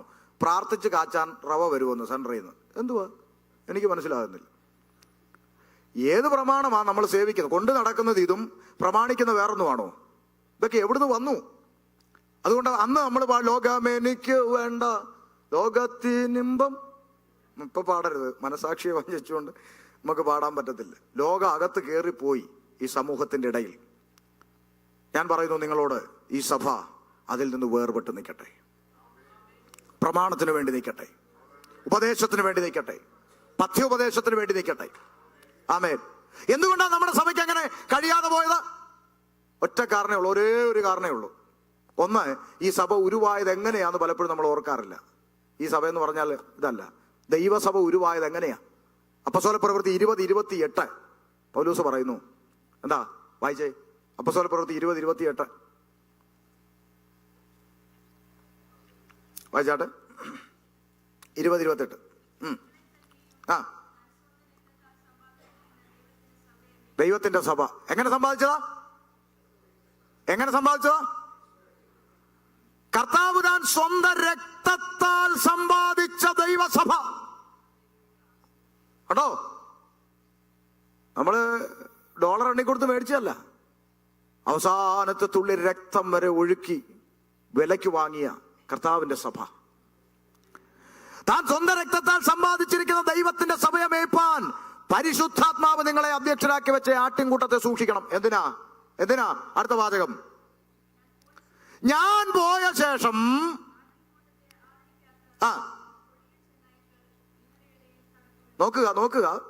നോക്കുക. എനിക്ക് പൗലോസിനെ എപ്പോഴെങ്കിലും കണ്ടാൽ കെട്ടിപ്പിടിച്ചൊരു ചുംബനം കൊടുക്കാൻ തോന്നിയ ഒരു വാക്യമായത്. ആണത്വത്തിന്റെ വാക്യം, തന്റെ ഇടത്തിന്റെ വാക്യം. എന്തുവാ? ഞാൻ പോയ ശേഷം. എന്താ അതിന്റെ അർത്ഥം? ഞാൻ പോയ ശേഷം ആട്ടിൻകൂട്ടത്തെ ആദരിക്കാത്ത കൊടിയ ചെന്നാക്ക് നിങ്ങളുടെ ഇടയിൽ കടക്കും. ശിഷ്യന്മാരെ തങ്ങളുടെ പിന്നാലെ വലിച്ചുകൊണ്ട് പോകുവാൻ വിപരീത ഉപദേശം പ്രസ്താവിക്കുന്ന പുരുഷന്മാർ അമ്പലത്തിൽ നിന്ന് വരുമെന്നല്ല, നിങ്ങളുടെ ഇടയിൽ നിന്ന് എഴുന്നേക്കും. അപ്പൊ നമ്മുടെ സമൂഹത്തിനിടയിൽ നിന്ന് തന്നെ വിപരീത ഉപദേശം പറഞ്ഞുകൊണ്ട് ചിലരൊക്കെ എഴുന്നേക്കും. പക്ഷേ അവര് നിങ്ങളുടെ അടുക്ക വരുന്നത് എപ്പോഴാ? ഞാൻ പോയ ശേഷം. എന്താ അതിന്റെ അർത്ഥം? ഞാൻ ഇരിക്കും കാലത്തോളം ഈ തരത്തിൽ ഒരെണ്ണത്തെ ഇവിടെ. ഈ തീരുമാനം ഓരോ ലോക്കൽ സഭയിലെ പാസ്റ്റർമാരും എടുത്തിരുന്നെങ്കിൽ ഇന്ന് സഭ ഇത്രയും അധപ്പതനം നേരിടത്തില്ലായിരുന്നു. ഓരോ സഭാ ശുശ്രൂഷകനും തന്റെ അടുത്തോടെ ഈ തീരുമാനം ഏറ്റുപറയാൻ കഴിയണം. ആമേൻ. ഞാൻ ഇവിടുന്ന് മാറുമ്പോൾ നിങ്ങൾ ഇവിടെ ആരൊക്കെറ്റോ എന്ത് അഭിപ്രായം കാണിക്കുകയോ ചെയ്തോ ഒന്നും എന്റെ വിഷയമല്ല. പക്ഷേ ഞാനിവിടെ ചാർജ് ഇരിക്കുന്ന കാലത്തോളം ദൈവവചനം വിട്ടൊരു കളി ഇവിടെ നടക്കത്തില്ല എന്ന് പറയാൻ ഓരോ പാസ്റ്റർമാരും തയ്യാറായിരുന്നെങ്കിൽ സഭ ഇത്രയും മൂല്യച്യുതി നേരിടത്തില്ലായിരുന്നു. ശരിയല്ലേ? ഇപ്പൊ നമ്മൾ നേരെ തിരിച്ചാ. ഉപദേശം പറയുന്നവരെ കേട്ടത്തില്ല, ബാക്കി എന്ത് കോമാളിത്തരം പറയുന്നവനും കയറും. നമ്മുടെ യൂത്തിന്റെ ഇടയിൽ ഒരുത്തം വന്ന് ഓപ്പോടെന്നൊക്കെ പറഞ്ഞു. എന്ത് ആമേ? ഓപ്പോടാൻ പറഞ്ഞു, കൂകി വിളിച്ചു. ഇപ്പൊ നമ്മുടെ തെരഞ്ഞെടുക്കപ്പെട്ട പ്രസിഡന്റ് വീഡിയോ വന്നിട്ട് പറഞ്ഞു, ഇന്ത്യ പെന്തക്കോസ്ത് ദൈവസഭ ഒരു കാരണവശാലും ആഭരണത്തെ പ്രൊമോട്ട് ചെയ്യത്തില്ല, 100% അതിനെ എതിർക്കുന്നു എന്ന് പറഞ്ഞു. കഴിഞ്ഞ വർഷം ആഭരണം വിടുന്ന അനിസൻ രവിമണിയും വന്ന് തീ ഇറക്കി നമ്മുടെ കൺവെൻഷനെ. ഒന്നാലോചിച്ച് നോക്ക്. പൊതുജനത്തോട് വാ തുറന്ന പച്ചക്കള്ളം വിളിച്ചു പറയാൻ ഒരു ഉളുപ്പുമില്ലാത്ത കുറെ ആളുകൾ. ആമേൻ. ആഭരണമുള്ളവർക്ക് കർത്തൃമേശ്വരെ കൊടുക്കുന്നു. എന്താ നിങ്ങൾ ആരും മിണ്ടാത്തെ? സ്വതന്ത്രം. പിന്നെ എന്തിനാ ഇത്? ആരെ വിട്ടിയാക്കാനാ ഇങ്ങനെ പറയണേ? ശ്രദ്ധിക്കുക. ഒരു കാരണവശാലും പ്രൊമോട്ട് ചെയ്യത്തില്ല, കർശനം നിർബന്ധമാണെന്നൊക്കെ പറയുന്നു. എന്നിട്ട് രവിമണി വന്നിട്ട് പറഞ്ഞു, നിങ്ങളുടെ പിതാക്കന്മാരുടെ ശാപം മാറാൻ നിങ്ങളെല്ലാം കണ്ണടച്ച് പ്രാർത്ഥിക്കാൻ പറഞ്ഞു. നിങ്ങളൊക്കെ കേട്ടതാ സോഷ്യൽ മീഡിയയിൽ. പെന്തക്കോസ്തുകാരുടെ പിതാക്കന്മാർക്ക് ഏത് ശാപം? ഇനി അല്ലാത്ത വല്ല ശാപോ, ക്രൂശുമരണം കൊണ്ട് അവസാനിക്കാത്ത എന്ത് ശാപോ ഇനി ഇവർ മുറിക്കുന്നേ? അതൊന്ന് പറഞ്ഞതാ. ക്രിസ്തുവിന്റെ ക്രൂശുമരണം കൊണ്ട് അവസാനിക്കാത്ത എന്ത് ശാപമാണ് ഇനി ഇവർ മുറിക്കുക? അപ്പൊ ക്രൂശുമരണം കൊണ്ട് കർത്താവിന് പറ്റാതെ പോയ കാര്യം കർത്താവിനേക്കാൾ വലിയ പുള്ളി ഇങ്ങേരെ അഴിക്കുന്നു. ഇതൊന്നും അങ്ങോട്ട് ലിങ്ക് ആവുന്നില്ലല്ലോ ദൈവവചനവുമായിട്ട്. അപ്പൊ ഇത് വിപരീത ഉപദേശമാണ്, ഇതൊക്കെ തെറ്റാണെന്ന് മനസ്സിലാക്കി ഒഴിവാക്കേണ്ടതിന് പകരം ഇവരെല്ലാം പിറകിലിരുന്ന് കൈയടിക്കുമ്പോൾ പൗലോസ് പറയുന്ന ഈ വാചകം ഓർത്ത് ഞാൻ അഭിമാനിക്കുന്നു. ഞാനിരിക്കുമ്പോൾ ഇത് നടക്കുകയല്ല, ഞാൻ പോയ ശേഷം വരും, അന്നേരം നിങ്ങൾ സൂക്ഷിച്ചാൽ നിങ്ങൾക്ക് കൊള്ളാമെന്നായി പറഞ്ഞത്. ആമേൻ. നോക്ക്, യേശുക്രിസ്തു നമ്മെ സുവിശേഷവുമായി ലോകത്തിലേക്ക് അയക്കുമ്പോൾ ചെന്നായ്ക്കളുടെ നടുവിൽ കുഞ്ഞാടിനെ പോലെ അയക്കുന്നു എന്നാ പറയും. ഈ ലോകത്തെ കർത്താവ് ഒന്ന് ഉപമിച്ചത് ചെന്നായോടാ. പക്ഷേ നമ്മുടെ അകത്തു നിന്ന് ദുരുപദേശം പറയുന്നവരെ പൗലോസ് കമ്പയർ ചെയ്ത് എങ്ങനാ? ചെന്നായ്ക്കളെന്നല്ല, കൊടിയ ചെന്നായ്ക്കളെന്ന്. അത്രയും ഭീകരമാ. Price the Lord. നമ്മുടെ അകത്തു നിന്ന് ദുരുപദേശങ്ങൾ പെരുകി വിപരീതമായ ഉപദേശങ്ങൾ പറഞ്ഞുകൊണ്ട് വരുന്നവരെല്ലാം നമ്മുടെ പ്ലാറ്റ്ഫോം കീഴടക്കി. എന്തുമാകാം, എന്തും പറയാം. ഞാൻ ബാംഗ്ലൂരിൽ ചെന്ന് ബാംഗ്ലൂരിലെ ഒരു വ്യക്തി പഠിപ്പിച്ച ദുരുപദേശത്തെ കുറിച്ച് അവിടെ പ്രസംഗിച്ചു കഴിഞ്ഞപ്പോൾ ഒരു പാസ്റ്റർ എൻ്റെ അടുത്ത് വഴക്കിടാൻ വന്നു. അയാളെ പറയാൻ താങ്കൾ ആരാന്നൊക്കെ ചോദിച്ച് എന്നോട് വഴക്കിടാൻ വന്നു. ഞാൻ പറഞ്ഞു, എൻ്റെ ദൈവദാസനെ അവിടെ ഇരിക്കെ, എന്നിട്ട് എനിക്കിത് ഇതൊന്ന് പറഞ്ഞു തരാൻ പറഞ്ഞ് അദ്ദേഹം പ്രസംഗിച്ച കാര്യം ഞാൻ വെച്ചു കൊടുത്തു. അദ്ദേഹം പ്രസംഗിച്ചത് വെളിപ്പാട് പുസ്തകം 8-9 അധ്യായം സദ്ദാം ഹുസൈന്റെ കാലത്ത് എന്ത് ചെയ്തു, സംഭവിച്ചു. 1990. അപ്പൊ യോഹന്നാൻ അത് 8-9 എഴുതി വെച്ചിരിക്കുന്ന അഗാധ കൂപം അതെന്തോന്നറിയാമോ? സദ്ദാം കുഴിച്ച എണ്ണക്കിണറാന്ന്. ഇപ്പോഴും എൻ്റെ ഉണ്ട് വീഡിയോ, യൂട്യൂബിലും കിടപ്പുണ്ട്, നിങ്ങൾ കയറി നോക്ക്. എണ്ണക്കിണറാന്ന്. ശരി, അതിൽ നിന്ന് പൊങ്ങി വരുന്നു വെട്ടുക്കിളി. എന്താ വെട്ടുക്കിളി? ഹെലികോപ്റ്റർ. അടുത്തത് പറഞ്ഞു, ഇതാ വരുന്നു സിംഹത്തിന്റെ മുഖമുള്ള കുതിര. എന്താ? Patton tank. ജനം കൈയടിക്കുകയാന്നേ. അപ്പൊ ഞാൻ എന്നെ പോലെ സാധാരണക്കാരൻ ചിന്തിക്കുക, വെട്ടുക്കിളി എന്ന് പറഞ്ഞാൽ ഹെലികോപ്റ്റർ. അപ്പൊ യോഹന്നാൻ സ്നാപകന്റെ ആഹാരം വെട്ടുക്കിളിയും തേനും. രാവിലെ എഴുന്നേക്കുന്നു, വിശക്കുന്നു, ഹെലികോപ്റ്റർ എടുത്ത് ഓടിക്കുന്നു, തിന്നുന്നു. എന്ത് രസമാ! അപ്പൊ ഇത് ചിന്തിക്കുന്നത് നമുക്കങ്ങോട്ട് ഇത് ശരിയാകുന്നില്ല. ഇതെങ്ങനെ ശരിയാകും? പോട്ടെ, അതൊരു തമാശയായിട്ട് നമുക്ക് അങ്ങ് വിടാം. പക്ഷേ എന്റെ ചോദ്യം, 1990 വെളിപ്പാട് പുസ്തകം 8-9 നിവർത്തിയായെങ്കിൽ എന്റെ ചോദ്യം, സഭ എവിടെ? സഭ ഇപ്പോഴും ഇവിടില്ലേ? ഇത് ഉപദേശമോ ദുരുപദേശമോ? നിങ്ങൾ പറ, നിങ്ങളുടെ അറിവിൽ ഇത്രയും വർഷം വിശ്വാസത്തിൽ വന്നല്ലോ, ഉപദേശമോ ദുരുപദേശമോ? അപ്പൊ നിങ്ങൾ പറയുമ്പോൾ കുഴപ്പമില്ല, ഞാൻ പറഞ്ഞാലേ കുഴപ്പമുള്ളല്ലേ? കൊള്ളാമല്ലോ. അപ്പൊ ഞാൻ പറയുമ്പോഴാ പ്രശ്നം. ഇത് ദുരുപദേശമാണെന്ന് നിങ്ങൾക്കൊക്കെ അറിയാം. ആമേൻ. അപ്പൊ നമുക്ക് എന്താ പ്രശ്നം? ഇവിടുത്തെ പ്രശ്നം എന്താ? അയാൾ ആരോ ആയിക്കോട്ടെ, നമ്മൾക്കൊരു ദ്രോഹം ചെയ്തിട്ടില്ല, നമ്മൾ അയാൾക്ക് ഒരു ദ്രോഹവും ചെയ്തിട്ടില്ല. പക്ഷെ ആ പഠിപ്പിച്ചത് തെറ്റ്, അത് പറയണ്ടേ നമ്മള്? അത് അയാൾ പഠിപ്പിച്ചത് തെറ്റാണ് എന്ന് നമ്മൾ പറയുമ്പോൾ ഇവിടെ വേദപുസ്തകത്തിനേക്കാളും പ്രാധാന്യം വ്യക്തിപൂജയ്ക്കാണ്. അയാളെ എന്തിനു പറഞ്ഞു? അതാവശ്യം.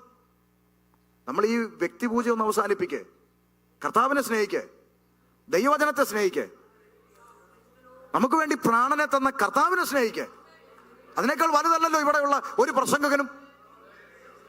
ആണോ?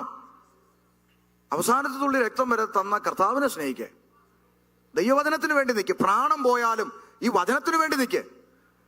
ഈ വചനത്തിന് വേണ്ടി ഒറ്റ പ്രസംഗം പ്രസംഗിച്ചിട്ട് കല്ലെറിഞ്ഞ് മരിക്കേണ്ടി വന്നിട്ടും സ്തെഫാനോസിന് സങ്കടമില്ലായിരുന്നു. കാരണം താൻ വചനത്തിന് വേണ്ടി നിന്നിട്ടാ. നമ്മുടെ പിതാക്കന്മാർ അനേകരുടെ മുഖത്ത് സുവിശേഷ വിരോധികൾ മനുഷ്യന്റെ പച്ച മലം വാരി എറിഞ്ഞിട്ടുണ്ട്. അവർ സഹിച്ചത് സുവിശേഷ നിമിത്തമാ, പുസ്തക നിമിത്തമാ അവർ സഹിച്ചത്. എന്തുകൊണ്ട് നമുക്കതിന് കഴിയുന്നില്ല? നമുക്ക് വ്യക്തിപൂജകളാണ്. അപ്പൊ ഇത് നിങ്ങളോട് അറിയിക്കാതെ ഇരുന്നാൽ ഇങ്ങനെയുള്ള ദുരുപദേശം പ്രചരിപ്പിക്കുന്നവര് നിങ്ങളുടെ അടുക്കലും വരും. നിങ്ങളിതൊന്നും അറിയാതിരുന്നാൽ നിങ്ങൾ സ്വീകരിക്കുകയും ചെയ്യും, വേദി കൊടുക്കുകയും ചെയ്യും. അപ്പൊ നമ്മള് സഭ ഇതിൽ നിന്ന് ഒഴിഞ്ഞിരിക്കാൻ വേണ്ടി നമ്മൾ സഭയോട് പറയും, ഇന്നവർ അത് ദുരുപദേശമാണ് അവർ പ്രചരിപ്പിക്കുന്നതെന്ന് പറയുന്നത് സഭ ഇതിൽ നിന്നൊന്ന് ഒഴിഞ്ഞിരിക്കാൻ വേണ്ടിയാണ്. അല്ലാതെ അവർക്ക് പകരം ചെയ്യാനോ അവർക്ക് പകരം ചോദിക്കാനൊന്നും നമ്മുടെ ജോലിയല്ല. അത് കർത്താവ് ചെയ്തോളും. പൗലോസ് പറയുന്നു, ആമേ, കർത്താവ് അവന്റെ പ്രവൃത്തിക്ക് തക്കവണ്ണം പകരം കൊടുക്കും, നീയോ അവനെ സൂക്ഷിക്കുക, അങ്ങനെയുള്ളവരെ വിട്ട് ഒഴിയുക. അതല്ലേ നമ്മളും പറയുന്നുള്ളൂ. ദുരുപദേശം പ്രചരിപ്പിക്കുകയും പ്രസംഗിക്കുകയും ചെയ്യുന്നവരെ ദൈവസഭ അകറ്റി നിർത്തുക. പകരം നമ്മൾ നേരെ തിരിച്ചാ ചെയ്യുന്നത്. സത്യവചനം പ്രസംഗിക്കുന്നവരെ നമ്മൾ അകറ്റുന്നു. എന്നിട്ട് എന്ത് വിഡ്ഢിത്തം പറയുന്നവർക്കും നമ്മൾ കൈയടിക്കുന്നു. നമ്മൾ എങ്ങോട്ടായി പോകുന്നത്? Price the Lord. അപ്പൊ നമുക്കൊരു വേർപാടുണ്ട്. ലോകത്തിൽ നിന്ന്, ലോകത്തിന്റെ ആചാരങ്ങളിൽ നിന്ന് നമുക്ക് വേർപാടുണ്ട്. അവരുടെ ആചാരങ്ങൾ നമ്മൾ പങ്കുകൊള്ളാൻ പാടില്ല. നമ്മുടെ സഭയുടെ ദൈവസഭയുടെ കാര്യം തീർക്കുവാൻ ലോകത്തിന് മുമ്പിൽ പോകാൻ പാടില്ല. അത് അന്യായമാകും. സ്തോത്രത്തോടെ സഹിക്കുകയല്ലാതെ അഭക്തന്റെ മുമ്പിൽ വ്യവഹാരത്തിന് കൊണ്ടുപോകുവാൻ നമുക്ക് അനുവാദമില്ല, പ്രമാണമില്ല. നമ്മളെ ദൈവം അതിനെ അനുവദിക്കുന്നില്ല. വചനം അനുവദിക്കാത്ത കാര്യം നമുക്ക് എങ്ങനെ ചെയ്യാൻ സാധിക്കും? നമുക്കത് ചെയ്യാൻ കഴിയില്ല. രണ്ട്, നമുക്ക് ലോകത്ത്, ഒന്ന് നമുക്ക് അവിശ്വാസികളിൽ നിന്ന് വേർപാടുണ്ടെന്ന് പറഞ്ഞു. രണ്ട്, നമുക്ക് ലോകത്തിൽ നിന്ന് വേർപാടുണ്ട്. ലോകം ചെയ്യുന്ന എല്ലാ കാര്യങ്ങളും സഭ ചെയ്യാൻ പറ്റുമോ? ഈ വാതിൽ തുറന്ന് വെളിയിലോട്ട് നോക്കിയാൽ ലോകം എന്തെല്ലാം കാര്യങ്ങൾ ചെയ്യുന്നുണ്ട്, അതെല്ലാം സഭയ്ക്ക് അകത്ത് ചെയ്യാൻ പറ്റുമോ? ഈ ഡോറിന്റെ ഇപ്പുറത്തേക്ക് അതിന് കയറാൻ പറ്റുമോ? അതിന് പാടില്ല. ലോകം എന്തെല്ലാം കാര്യങ്ങൾ ചെയ്യും, അതെല്ലാം സഭ ചെയ്യാൻ പാടില്ല. ലോകം ഒരിക്കലും സഭയ്ക്കകത്ത് കയറാൻ പാടില്ല. ഇവിടെ ഇരിക്കുന്ന അമ്മച്ചിമാരോടൊക്കെ ചോദിച്ചാൽ അവര് ചിലപ്പോൾ ചിലരെങ്കിലും പറഞ്ഞേക്കും, പണ്ട് നമ്മുടെ നാട്ടിൽ പെന്തക്കോസുകാരി എന്ന് പറഞ്ഞൊരു പെങ്കൊച്ച് ബൈബിളും പിടിച്ചുകൊണ്ട് റോഡിൽ കൂടെ നടന്നു പോയാൽ ഈ ജംഗ്ഷനിൽ നിൽക്കുന്ന, കവലയിൽ നിൽക്കുന്ന പയ്യന്മാര് ഒരു കമന്റ് പോലും പറയത്തില്ലായിരുന്നു. അതിന്റെ കാരണം എന്താണെന്നറിയാമോ? അവർക്ക് ബൈബിളിനെ കുറിച്ചോ മറ്റോ ഒന്നും അറിയാഞ്ഞിട്ടൊന്നും അങ്ങനൊന്നും അല്ല. ഒരുത്തൻ കളിയാക്കാൻ മറ്റോ പറയും, എടാ മിണ്ടാതിരിക്കടാ, പ്രാർത്ഥനക്കാരിയാ, അവള് പോയി കുത്തിയിരുന്ന് പ്രാർത്ഥിച്ചാ നീ ചത്തുപോവും. സത്യമാണോ എന്ന് ചോദിച്ചു, നിങ്ങളെ ചോദിക്കേ. ആമേൻ. അങ്ങനെ പറഞ്ഞൊരു കാലമുണ്ട്. അങ്ങനെയായിരുന്നു ഒരു ദൈവ പൈതൽ നടന്നു പോകുന്നത്.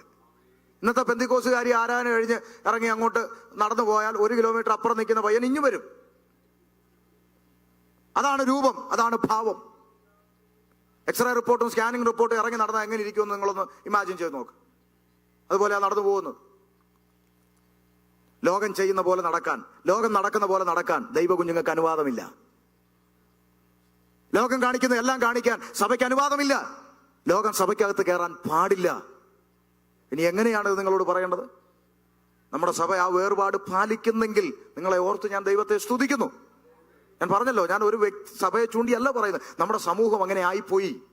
ഒരു തിരിച്ചുവരവിന് സാധ്യമാകുമെങ്കിൽ നമുക്ക് ഒരുമിച്ച് നിലവിളിക്കാൻ ദൈവത്തോടെ, യഹോവേ, പണ്ടത്തെ പോലെ ഒരു നല്ല കാലം ഞങ്ങൾക്ക് തരണമേ. ഞങ്ങൾ മടങ്ങി വരേണ്ടതിന് ഞങ്ങളെ മടക്കി വരുത്തണമേ. ആമേൻ. നമ്മൾ നിലവിളിക്കേണ്ട കാലമായി, നമ്മൾ കരയേണ്ട കാലമായി. നമ്മുടെ സമൂഹം ഒരു വേർപാടിലേക്ക് വരേണ്ടുന്ന സമയം അതിക്രമിച്ചിരിക്കുന്നു. ലോകം ചെയ്യുന്ന എല്ലാം നമുക്ക് ചെയ്യാൻ കഴിയില്ല. മൂന്നാമത്തെ ചിന്തയിലേക്ക് ഞാൻ വരാം. കള്ള സഹോദരന്മാരിൽ നിന്ന് നമുക്കൊരു വേർപാടുണ്ട്. 1 കൊരിന്ത്യർ 5-ാം അധ്യായം 9 മുതലുള്ള വാക്യങ്ങളിലേക്ക് നമ്മുടെ ശ്രദ്ധയെ കൊണ്ടുവരാം. വേഗത്തിൽ 1 കൊരിന്ത്യർ 5-ാം അധ്യായം 9 മുതലുള്ള വാക്യങ്ങൾ വായിച്ചാട്ടെ. വേഗം വായിച്ചാട്ടെ. 5:9 മുതൽ.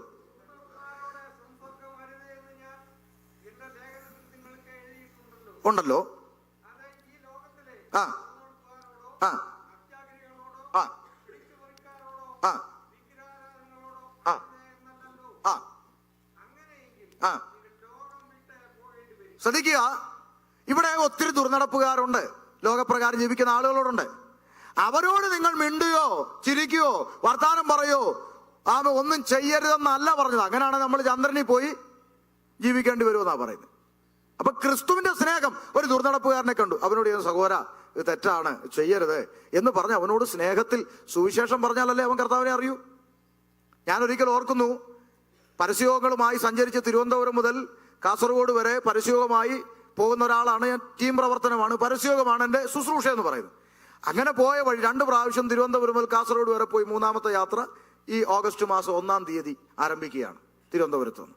അങ്ങനെ പോയി ഒരു സ്ഥലത്ത് പരസ്യത്തിൽ പ്രസംഗിച്ചുകൊണ്ടിരിക്കുമ്പോൾ ഒരു കള്ളുകൂടിയം വന്ന് ഇങ്ങനെ ആടി ആടി ആടി ഇങ്ങനെ നിൽക്കുക. അപ്പൊ ഞാൻ ഓരോ കാര്യം പറയുന്നതനുസരിച്ച് അവൻ അവിടെ നിന്ന് ഇങ്ങനെ കയ്യോ ഇങ്ങനെ ആക്ഷനൊക്കെ കാണിച്ചുകൊണ്ട് നിൽക്കുക. അപ്പൊ എല്ലാവർക്കും ഒരു ചിരിച്ചൊക്കെ ഇങ്ങനെ നിൽക്കുക.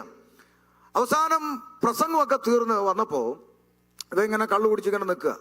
അപ്പൊ ഇവ അടുത്ത് വന്നിട്ട് പ്രസംഗം തീർന്ന് ഞാൻ ഇറങ്ങിയപ്പോ എൻ്റെ അടുത്ത് വന്നിട്ട് പറഞ്ഞു, കൊള്ളാം എന്ന് പറഞ്ഞ് കൈ പിടിച്ച് ഇങ്ങനെ ആക്കി. ഞാന് ഇയാളെ ചേർത്തങ്ങ് പിടിച്ചു. ഞാനിങ്ങനെ ചേർത്ത് പിടിച്ചിട്ട് പറഞ്ഞു, ഇതൊക്കെ നിർത്തണം കേട്ടോ, എന്നിട്ട് നന്നായിട്ട് ഒക്കെ ജീവിക്കണം എന്ന് പറഞ്ഞ് ഇവനെ കെട്ടിപ്പിടിച്ചു. പുള്ളി എന്നെ അങ്ങ് തെള്ളി മാറ്റിയിട്ട് പുള്ളി കരയാൻ തുടങ്ങി. കാരണം താനൊരു കള്ളുകുടിയനായതുകൊണ്ട് ആരും തന്നെ ചേർത്ത് പിടിച്ചിട്ടില്ല. അപ്പൊ ഞാൻ അയാളെ കെട്ടിപ്പിടിച്ചത് അയാൾക്ക് എന്തോ വലിയ നിധി കിട്ടിയ പോലെ ആയിപ്പോയി.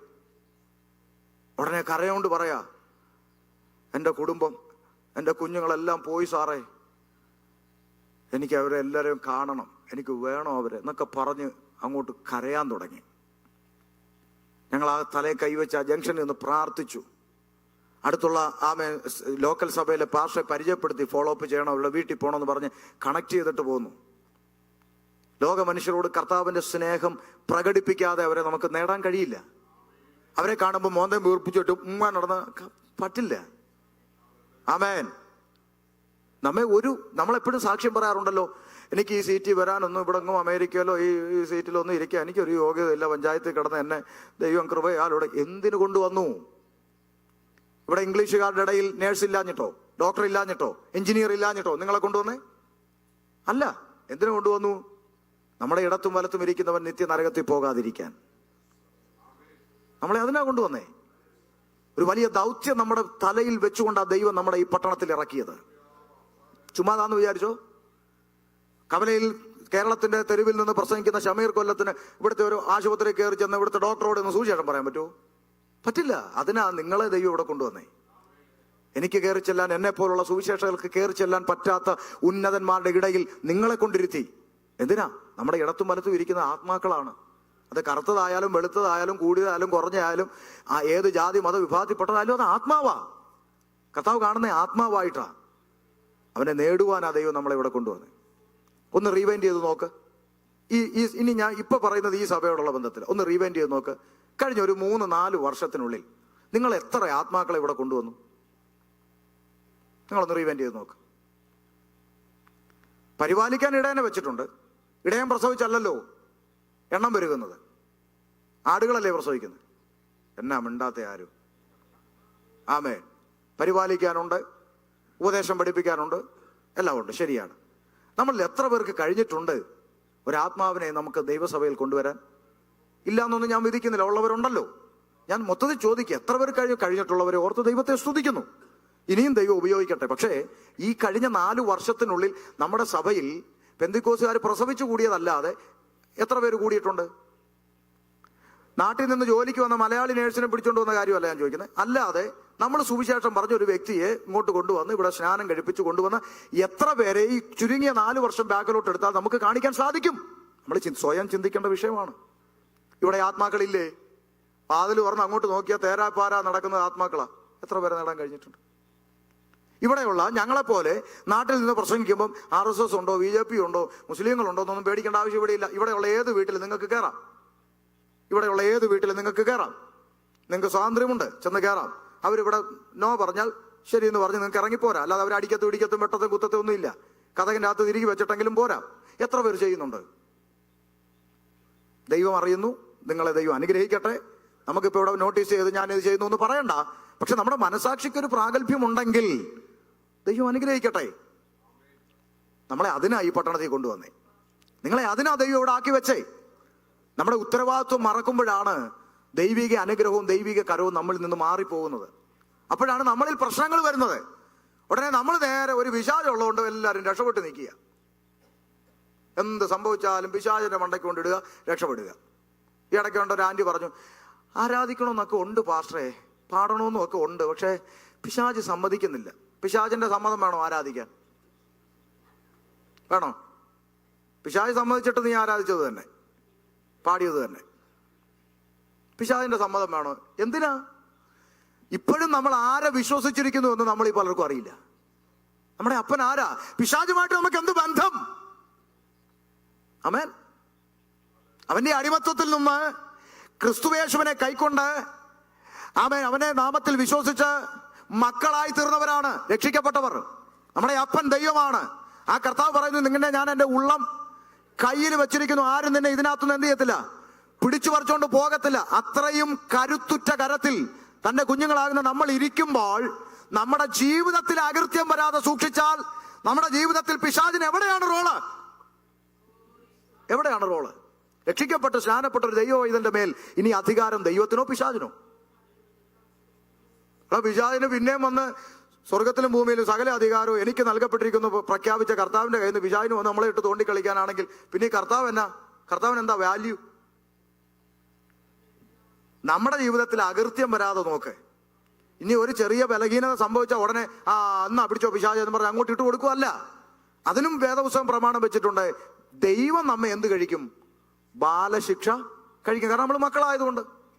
ബാലശിക്ഷ കഴിച്ചിട്ടും നമ്മൾ മടങ്ങി വരാതെ ജഡത്തിൽ പിന്നെയും പാപം ചെയ്തു ചെയ്തു ചെയ്തു പാപത്തിൽ തന്നെ തുടർന്നു പോയാൽ അവിടെയും നമ്മുടെ ആത്മാവ് നിത്യജീവൻ പ്രാപിക്കുവാൻ ജഡത്തിൽ ശിക്ഷാവിധിക്കായി ഏൽപ്പിച്ചു കൊടുക്കുന്നത് പാപത്തിൽ പിന്നെയും തുടർന്നു പോകുമ്പോഴാണ്.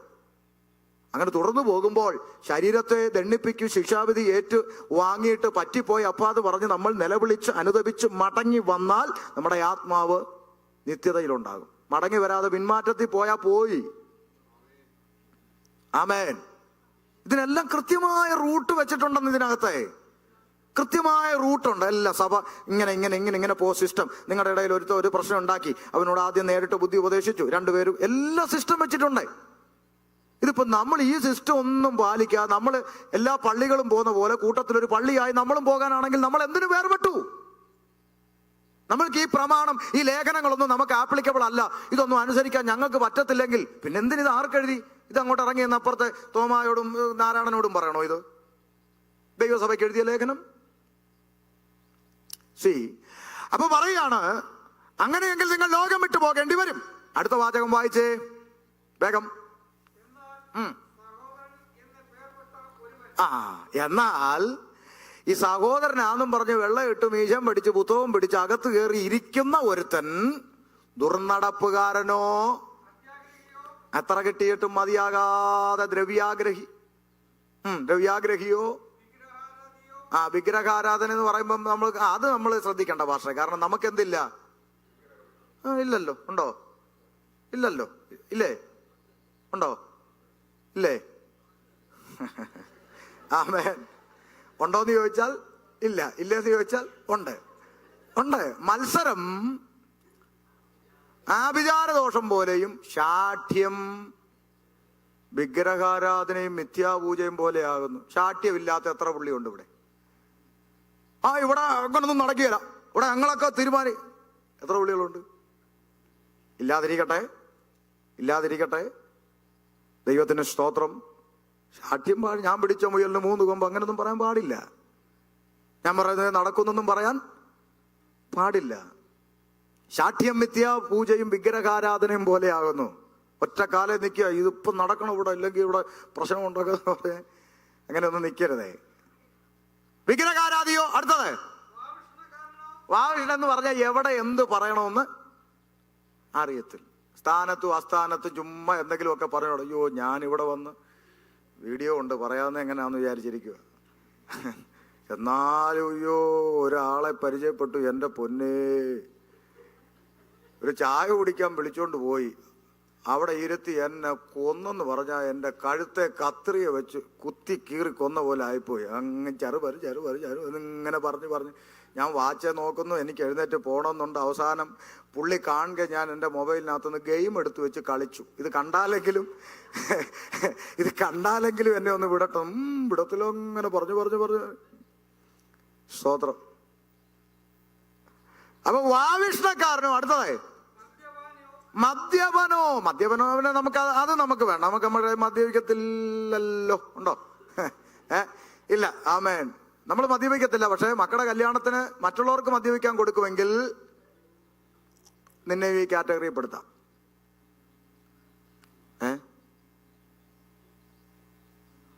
മദ്യപാനി ദൈവരാജ്യ അവകാശവാക്കത്തിലെ പിന്നെ ഒഴിച്ചു കൊടുക്കുന്നു പോവോ? പിന്നെന്നാ സ്തോത്രം. കൂട്ടുപ്രതി അങ്ങനെ സ്തോത്രം. അങ്ങനെ ഒന്നും ഇല്ലാതിരിക്കട്ടെ. മദ്യപനോ? പിടിച്ചുപറി നമ്മൾ വിചാരിക്കാൻ ബൈക്കിനകത്ത് വന്ന് ഇല്ല പെണ്ണുങ്ങളുടെ മാല പൊട്ടിച്ചോണ്ട് പോകുന്നതിന് ആ പിടിച്ചുപറി നമ്മൾ പഠിച്ചു വെച്ചേക്കുന്നത്. അതിലും വലിയ പിടിച്ചുപറിയല്ലേ ഇതിന്റെ അകത്ത് വട്ടിപ്പലിശയ്ക്ക് കൊടുക്കുന്ന പുള്ളികൾ. അയ്യോ, ദൈവം തന്ന നന്മ സഹോദരന് കൊടുത്തിട്ട് എന്ത് ചെയ്യും? അയ്യോ, വട്ടിപ്പലിശ. നാന്തരം പിടിച്ചുപറിക്കാരൻ, പലിശയ്ക്ക് കൊടുക്കുന്ന പുള്ളികൾ. യഹോവയുടെ കൂടാരത്തിൽ ആർ പാർക്കും? അവന്റെ വിശുദ്ധ മന്ദിരത്തിൽ ആർ? ആ കൂട്ടത്തിൽ എന്തുണ്ട്? തന്റെ ദ്രവ്യം. പിടിച്ചുപറിക്കാരനോ ആകുന്നുവെങ്കിൽ അവനോട് സംസർഗം അരുത്. സഹോദരൻ എന്ന പേരും പറഞ്ഞ് അകത്തു വന്നവൻ ക്രമം തെറ്റി ജീവിച്ചാൽ അവനിൽ നിന്ന് സഭയ്ക്ക് വേർപാടുണ്ട്. അവനോട് സംസർഗം അരുത്.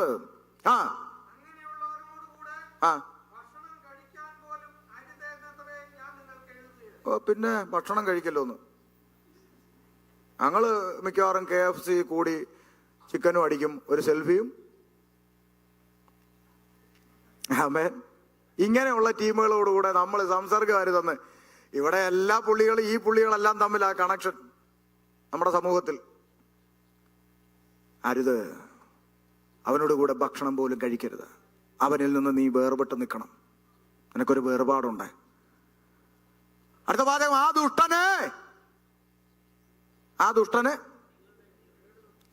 ദുഷ്ടനെ നിങ്ങളുടെ ഇടയിൽ നിന്ന്. അയ്യോ, നമ്മുടെ ഇടയിൽ ദുഷ്ടന്മാരുണ്ടോന്നാ ചിലർക്കൊരു സംശയം. ദുഷ്ടൻ ആരാന്ന് ഞാനൊന്ന് തെളിയിക്കാം. ദുഷ്ടന്റെ അത് കേട്ട് കഴിയുമ്പോൾ നിങ്ങൾ ചിന്തിച്ചാൽ മതി നമ്മുടെ ഇടയിൽ ദുഷ്ടന്മാരുണ്ടോ ഇല്ലയോ എന്ന്. ഞാന് 50-ാം സങ്കീർത്തനം 16 മുതൽ വായിച്ചു കേൾപ്പിക്കാം. ഈ ക്വാളിഫിക്കേഷൻ ഉള്ളവരുണ്ടെങ്കിൽ നിങ്ങൾ മാനസാന്തരപ്പെടണം, നിങ്ങൾ ദുഷ്ടനാ. അല്ലെങ്കിൽ സ്തോത്രം ചെയ്യണം, പിണങ്ങിയൊന്നും ഇരിക്കരുത്. ആമേൻ. ദുഷ്ടനെ നീക്കിക്കളയാനാ പറഞ്ഞ്. ആരാ ദുഷ്ടൻ? 50-ാം സങ്കീർത്തനം 16-ാം വാക്യം. എന്നാൽ ദുഷ്ടനോട് ദൈവം അരുളി ചെയ്യുന്നു, നീ എന്റെ ചട്ടങ്ങളെ അറിയിപ്പാനും എന്റെ നിയമത്തെ നിന്റെ വായിലെടുപ്പാനും നിനക്ക് എന്ത് കാര്യം? അപ്പം ദുഷ്ടനോട് പറയുന്നു, നീ എന്റെ പുസ്തകം എടുത്ത് വാ തുറന്നു ഒരു വാക്ക് എന്ത് ചെയ്യരുത്, ഇവിടെ നിന്ന് കയറി ഉപദേശിച്ചേക്കരുത്. ദുഷ്ടനോട്. ആരാ ദുഷ്ടൻ? 1, നീ ശാസനയെ.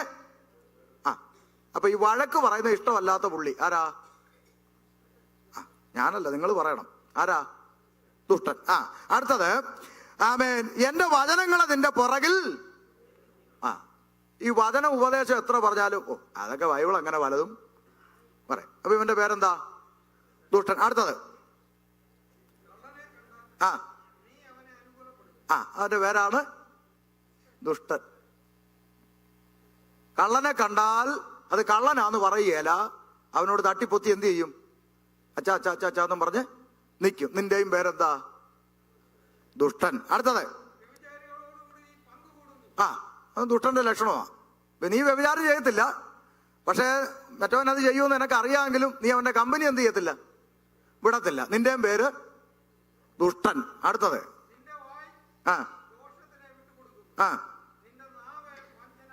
അടുത്തത്, സഹോദരന് വിരോധമായി കൂടിയിരുന്ന്. നിന്റെയും പേരെന്താ? അയ്യോ, അത് വന്നപ്പോ ചിലര് ഞെട്ടി. നിന്റെയും പേര് ദുഷ്ടൻ. അടുത്തത്, രക്തബന്ധത്തിൽ പറഞ്ഞ സഹോദരനെ കുറിച്ചും എന്ത് ചെയ്യും? നമുക്കൊക്കെ ഒരു പ്രശ്നമുണ്ട് ദൈവമക്കളെ. നമ്മൾ വളരെ ഗൗരവമായി ചിന്തിക്കേണ്ട ഒരു വിഷയം ഞാൻ നിങ്ങളോട് പറയാം. തമ്പുരാൻ യോനയോട് പറഞ്ഞു, നീ എങ്ങോട്ട് പോകാൻ പറഞ്ഞു?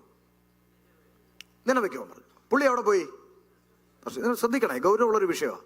തർശീശിലേക്ക് പോയി. തർശീശിൽ ചെന്ന് വഴി തെറ്റിയും അതെന്ന് വെച്ചാൽ ദൈവത്തെ അനുസരിക്കാതെ മറുതലിച്ചു പോയപ്പോൾ തമ്പുരാൻ കപ്പലിൽ എന്ത് ചെയ്തു? കാറ്റടിപ്പിച്ചു. ഈ കാറ്റടിച്ച് അവിടെയുള്ള ആളുകൾ മുഴുവൻ നിലവിളിക്കാൻ തുടങ്ങിയപ്പോൾ ഈ സൂത്രം ഒപ്പിച്ച പുള്ളി എന്ത് ചെയ്യുക? എങ്ങനെയാന്ന് ഉറങ്ങുന്നതെന്ന് അറിയോ? കപ്പലിന്റെ അടിത്തട്ടിൽ കിടന്ന് ഉറങ്ങുന്നല്ല, നല്ല വണ്ണം ഉറങ്ങിയെന്ന് എഴുന്നേക്കുന്നത്. നല്ല ഒരു കുഴപ്പമില്ല, ആന കുത്തിയാലും എഴുന്നേക്കാത്ത രീതി പുള്ളി നല്ല വണ്ണം ഉറങ്ങുക. അപ്പോൾ ജനം നിലവിളിച്ചു. കാര്യം ശ്രദ്ധിച്ചു കേട്ടോണം. ജനം നിലവിളിച്ചു കഴിഞ്ഞപ്പോൾ ആമേൻ ചീട്ടിട്ടപ്പോൾ ആരുടെ പേര് വീണു? യോനയുടെ പേര്. നിന്റെ പേര് വീണു. നീ ആര്, എന്തോ, എവിടുന്ന് വരുന്നൊക്കെ അങ്ങോട്ട് ചോദിച്ചു. ഇവിടെ എല്ലാത്തിനും കൂടെ ചേർത്ത് ഒറ്റ വാക്ക്, ഞാനൊരു എബ്രായൻ, കടലും കരയും ആകാശവും ഒക്കെ ഉണ്ടാക്കിയ ജീവനുള്ള ദൈവമായ യഹോവയെ സേവിച്ചു വരുന്നു. അപ്പൊ നിങ്ങൾ ശ്രദ്ധിച്ചു കേട്ടോണേ. അപ്പൊ ആര് നിമിത്തമായി പ്രശ്നം ഉണ്ടായേ? ജീവനുള്ള ദൈവത്തെ സേവിക്കുന്നവൻ കാണിച്ച സൂത്ര നിമിത്തമാണ് ഒരു പടകിലുള്ള ഒരു മുഴുവൻ എന്തനുഭവിക്കേണ്ടി വരുന്നത്? കഷ്ടം അനുഭവിക്കുക. പക്ഷെ ഈ ബാക്കി കഷ്ടം അനുഭവിക്കുന്ന ഒരു വിശ്വാസികളാണോ?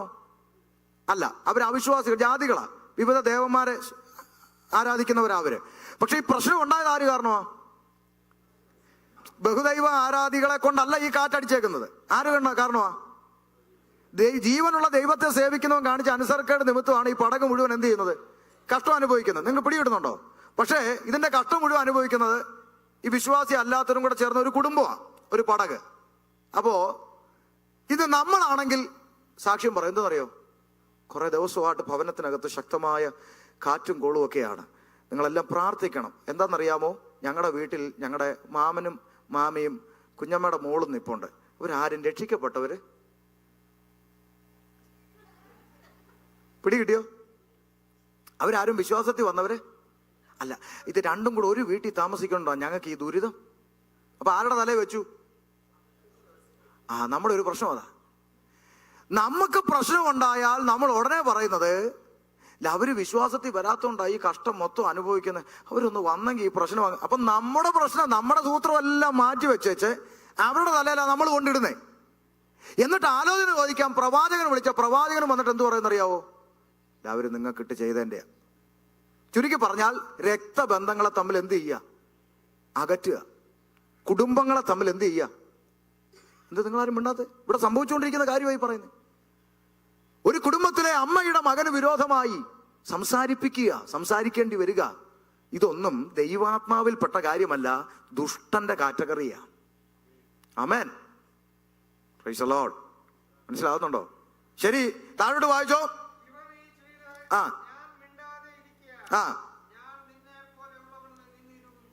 കണ്ടോ? ഈ ദുഷ്ടന്മാർ ഈ പണിയെല്ലാം ഒപ്പിച്ചിട്ടും തമ്പുരാൻ ഒരു കൊട്ടും കൊടുക്കാതിരിക്കുമ്പോ ഈ പുള്ളി വിചാരിക്കുന്നതെന്നറിയാവോ? ഇത് ദൈവം എന്നോട് പ്രത്യേകിച്ച് സ്നേഹമുള്ളതുകൊണ്ട് എന്നോട് തമ്പുരാൻ ഇതൊക്കെ അങ്ങ് ക്ഷമിച്ചെന്നില്ല. നീ ഇതെല്ലാം ചെയ്തിട്ടും തമ്പുരാൻ ഒന്നും അനങ്ങാതിരിക്കുന്നത് കൊണ്ട് ദൈവം നിന്റെ സൂത്രത്തിന് കൂട്ടു നിൽക്കുകയെന്ന് നീ കരുതുന്നോ? ഇല്ല. ഇവയെല്ലാം നിന്റെ കണ്ണിൻ മുമ്പിൽ നിരത്തി വെക്കുന്ന ഒരു ദിവസം വരുന്നുണ്ട്. ഞാൻ നിന്നോട് കാര്യം തീർക്കുന്ന നാളിൽ നിന്റെ കരം ബലപ്പെട്ടിരിക്കുമോ? പപ്പയെ മറയ്ക്കാം, സിമ്പിൾ. അമ്മയെ മറയ്ക്കാം, സിമ്പിൾ. ഭർത്താവിനെ മറയ്ക്കാം, സിമ്പിൾ. ഭാര്യയെ മറയ്ക്കാം, സിമ്പിൾ അല്ലേ? പാസ്റ്ററെ മറയ്ക്കാം, സിമ്പിൾ. പക്ഷേ ഞാൻ ഇരിക്കുന്നതും എഴുന്നേൽക്കുന്നതും നടക്കുന്നതും കിടക്കുന്നതും എന്തിന്? ഹൃദയത്തിന്റെ നിരൂപണം പോലും ദൂരത്ത് നിന്ന് ഗ്രഹിക്കുന്ന അഗ്നിജ്വാലയ്ക്കൊത്ത രണ്ട് കണ്ണ്. ഇതിലെ ഏത് ഹൈവേയിലൂടെ നീ പോയാലും, ഇതിലെ ഏതൊക്കെ ഊടുവഴികളിലൂടെ സഞ്ചരിച്ചാലും, നിന്റെ തലയ്ക്ക് മുകളിൽ വെളിപ്പെട്ട് നിൽക്കുന്ന അഗ്നിജ്വാലയ്ക്കൊത്ത രണ്ട് കണ്ണ്. ആ കണ്ണിനെ, ആ ക്യാമറയെ മറച്ചുകൊണ്ട് എന്തെങ്കിലും ചെയ്യാൻ മനുഷ്യ നിനക്ക് കഴിയില്ല. ഓർത്താൽ നല്ലത്. Price the Lord. ഇതെല്ലാം ദൈവം നിരത്തി വെക്കും കൺമുമ്പിൽ. അപ്പൊ ലജ്ജിച്ചു പോകും, വല്ലാണ്ട് ലജ്ജിച്ചു പോകും. ഭക്തനെ പോലെയൊക്കെ നടന്നിട്ട്. Price the Lord. ദുഷ്ടന്റെ കാറ്റഗറിയിൽ നമ്മൾ പെടുവാൻ പാടില്ല. ആ ദുഷ്ടനെ നിങ്ങളുടെ ഇടയിൽ നിന്ന് നീക്കിക്കളയുവിൻ. കാരണം എന്താ? അസാരം പുളിമാവ് പിണ്ടത്തെ മുഴുവൻ പുളിപ്പിക്കും. Price the Lord. ഒരു കുടം പാല്, ഒരു തുള്ളി വിഷം. നമ്മളിത് അംഗീകരിക്കുന്നവരാണ്. നമ്മൾ പറയും, അദ്ദേഹം പറഞ്ഞത് ദുരുപദേശമാ, ശരിയാ, പക്ഷേ ബാക്കിയെല്ലാം നോക്കണം, വളരെ നല്ലതായിട്ട് പ്രസംഗിച്ചുകൊണ്ട് ശക്തമായി ഉപയോഗിക്കുക. ആയിക്കോട്ടെ, ഇന്നലെ വരെ അങ്ങനെ ആയിക്കോട്ടെ. ഒരു കുടം പാല്, ഒരു തുള്ളി വിഷം ചേർന്നാ പിന്നെ ഇന്നലെ വരെ പാലായിരുന്നെന്ന് പറഞ്ഞിട്ട് കാര്യമുണ്ടോ? ഉണ്ടോ? ഇല്ല. വേറെ ചിലർ പറയുക, പക്ഷേ അയാൾ ഇപ്പൊ ദുരുപദേശമാണ് പ്രസംഗിക്കുന്നത്, ഞങ്ങൾക്കറിയാം, പക്ഷേ നമ്മൾ ഇപ്പം അങ്ങനെ ഒന്നും പറയരുത്. എന്താ? ഒരു കാലത്ത് ശക്തമായി ദൈവകരത്തിൽ ഉപയോഗിക്കപ്പെട്ട ആളാ. ആയിക്കോട്ടെ, അങ്ങനെ ആണെങ്കിൽ നിങ്ങൾ ആരും പിശാചിനെ ശാസിക്കരുത്. ഒരു കാലത്ത് ദൈവത്തിന്റെ വലത്ത് പാത്ത് പരിശുദ്ധൻ എന്നൊക്കെ പറഞ്ഞ ദൂതനല്ലയോ? ഇപ്പൊ ഇച്ചിരി പിശാചായി പോയെന്ന് പറഞ്ഞ് മിണ്ടല്ലേ, പോട്ട്, പാവം, ചിലപ്പോ മടങ്ങി വന്നാലോ. ഇന്നലെ വരെ എന്തായിരുന്നു എന്നുള്ളതല്ല, കാഹളം മുഴങ്ങുന്ന നിമിഷം, ആ നിമിഷം ജീവിതം എങ്ങനെ ഇരിക്കുന്നു എന്നതിന്റെ അടിസ്ഥാനത്തിലാണ് നിത്യത പ്രാപിക്കുന്നത്. അതുകൊണ്ടാ ഡേറ്റ് വെക്കാഞ്ഞേ. 2020 ഡിസംബർ മാസം 30 വൈകിട്ട് 4 മണിക്ക് ഞാൻ വരുമെന്ന് എഴുതിയിരുന്നെങ്കിലോ സുഖം. അടിച്ചു പൊളിച്ച് കുടിച്ച് മതിച്ചൊക്കെ ജീവിക്കാം. എന്നിട്ട് 2020 ഡിസംബർ മാസം 30 വൈകിട്ട് ഒരു 3:45 കൂട്ടത്തോടെ അങ്ങോട്ട് മാനസാന്തരപ്പെടുക. എന്തിനാ? 4 മണിക്ക് പോണ്ടേ? നമുക്ക് ക്രമീകരിക്കാൻ പറ്റും. അങ്ങനെ ക്രമീകരിച്ചാ പോരാ. മാസത്തിന്റെ അവസാനത്തെ ഞായറാഴ്ച കർത്തൃമേശയുണ്ട്, അപ്പൊ ക്രമീകരിക്കാം. അങ്ങനെ ക്രമീകരിച്ചാ പോരാ. അനുദിനം മനസ്സ് പുതുക്കി രൂപാന്തരപ്പെടണം. ഏത് നിമിഷം കാഹളധ്വനിക്കുമെന്ന് അറിയാത്തത് കൊണ്ട് നനയ്ക്കാത്ത നാഴികയിൽ മനുഷ്യപുത്രന്റെ വരവാകും എന്നുള്ളത് കൊണ്ട് ഏത് സമയത്തും എടുക്കപ്പെടാൻ വിശുദ്ധിയെ തികച്ചുകൊണ്ട് വേർപാട് പാലിച്ചുകൊണ്ട് കാഹളനാദത്തിനായി എനി ടൈം ഒരുങ്ങി നിൽക്കാം. ഏത് സമയത്ത്? ഇപ്പൊ കാഹളം ധരിക്കട്ടെ, എനിക്കൊരു പ്രശ്നവുമില്ല, ഞാൻ എന്റെ കർത്താവിനോട് കൂടെ പോകും എന്ന ഏത് സമയത്തും പറയുവാൻ തക്കവണ്ണം പ്രാഗൽഭ്യത്തോടെ വിശുദ്ധിയെ തികയ്ക്കുക, വേർപാട് പാലിക്കുക, പഥ്യോപദേശ പ്രമാണത്തിൽ നിൽക്കുക. തിരിച്ചു വന്ന് വേഗത്തിൽ അവസാനിപ്പിക്കാം. തീത്തോസിന്റെ ലേഖനത്തിലേക്ക്, കുറിവാക്യത്തിലേക്ക് നമുക്ക് ഓടി വന്ന് അവസാനിപ്പിക്കാം. ആമേൻ. അങ്ങനെ ഭക്തികേടും പ്രപഞ്ചമോഹങ്ങളും വർജിക്കണമെന്ന് പറഞ്ഞിട്ടാണ് 3-ാം അധ്യായത്തിലേക്ക് അടുത്ത ചിന്ത പറഞ്ഞു തുടങ്ങിയത്.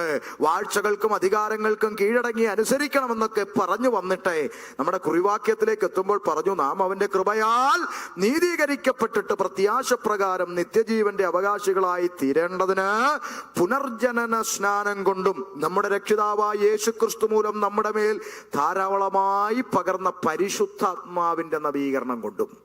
അപ്പൊ ഈ പരിശുദ്ധാത്മാവിനെ നമ്മുടെ മേൽ ദൈവം പകർന്നു. ഇന്ന് ഈ കാലഘട്ടത്തിൽ ഏറ്റവും കൂടുതൽ വികലമായി ചിത്രീകരിച്ചു കൊണ്ടിരിക്കുന്ന ഒന്നാണ് പരിശുദ്ധാത്മാവ്. പിതാവെന്ന് കേൾക്കുമ്പോൾ എല്ലാവർക്കും ഭയങ്കര ബഹുമാനമാണ്. പുത്രനെന്ന് കേൾക്കുമ്പോഴും വലിയ തെറ്റില്ല. പക്ഷെ പരിശുദ്ധാത്മാവെന്ന് പറഞ്ഞാൽ ആർക്ക് വിട്ട് തട്ടിക്കളിക്കാവുന്ന വേലക്കാരനാണ് പലരുടെയും ചിന്ത. തെറ്റിപ്പോയി. പിതാവെന്ന് കേൾക്കുമ്പോൾ എത്രമാത്രം ഭയവും ബഹുമാനവും നമുക്ക് തോന്നുന്നുവോ, പുത്രനെന്ന് കേൾക്കുമ്പോഴും അങ്ങനെ തന്നെ ഉണ്ടാകണം, പരിശുദ്ധാത്മാവെന്ന് കേൾക്കുമ്പോഴും അങ്ങനെ തന്നെ ഉണ്ടാകണം. കാരണം തൃത്വത്തിൽ 3 ആളത്വങ്ങളും ദൈവമാണ്. ആമേൻ. പക്ഷെ നമ്മൾ പരിശുദ്ധാത്മാവിനെ വളരെ ലാഘവത്തോടെ എന്ത് പറഞ്ഞാലും ഏത് പറഞ്ഞാലും ചില ആളുകൾ ആത്മാവ് നിന്നോട് പറയുന്നു, ദൈവത്തിന്റെ ആത്മാവ് പറയും. അയ്യോ, ദൈവത്തിന്റെ ആത്മാവ് പറഞ്ഞെന്നും പറഞ്ഞ് ഈ ഇലക്ഷന്റെ കാര്യത്തിൽ കുറെ പൊട്ടത്തരം പറഞ്ഞു. എന്നിട്ട് ഇപ്പൊ നാട്ടുകാരെടുത്തിട്ട് അലക്കിക്കൊണ്ടിരിക്കുക. വല്ല കാര്യമുണ്ടോ?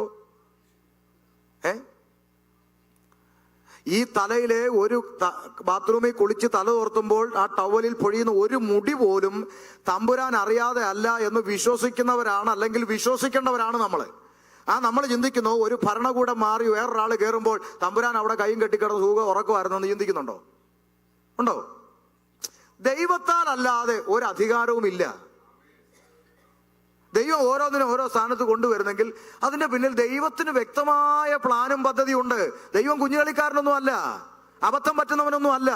നമ്മൾ ഇത് ഓർത്ത് ചുമ്മാ കിടന്ന് വട്ട് പിടിച്ച് പ്രാന്തെടുത്ത് നടക്കാതെ നമ്മൾ ഇപ്പൊ കർത്താവ് വന്നാൽ പോകും, നമ്മുടെ ജീവിതം ക്രമീകരിക്കാൻ നോക്ക്. ആര് ഭരിച്ചാ നമുക്കെന്നാ? നമുക്ക് നീതിയുള്ളൊരു ഭരണം വരാനിരിക്കുന്നേ ഉള്ളൂ. അതുവരെ ആര് ഭരിച്ചാലും നമുക്ക് പ്രത്യേകിച്ച് നേട്ടമൊന്നുമില്ല. നമുക്കെന്താ നേട്ടം? അപ്പൊ ദൈവാത്മാവിനെ വെറുതെ ഉപയോഗിക്കുക. എന്റെ ആത്മാവ് നിന്നോട് പറയും, ദൈവാത്മാവ് പറയുന്നു, ദൈവാത്മാവ് വാ തുറന്നാൽ ദൈവാത്മാവെന്നാ പറയുന്നത്. ദൈവത്തിന് ഇതുമായിട്ടൊന്നും പങ്കൊന്നുമില്ല. Praise the Lord.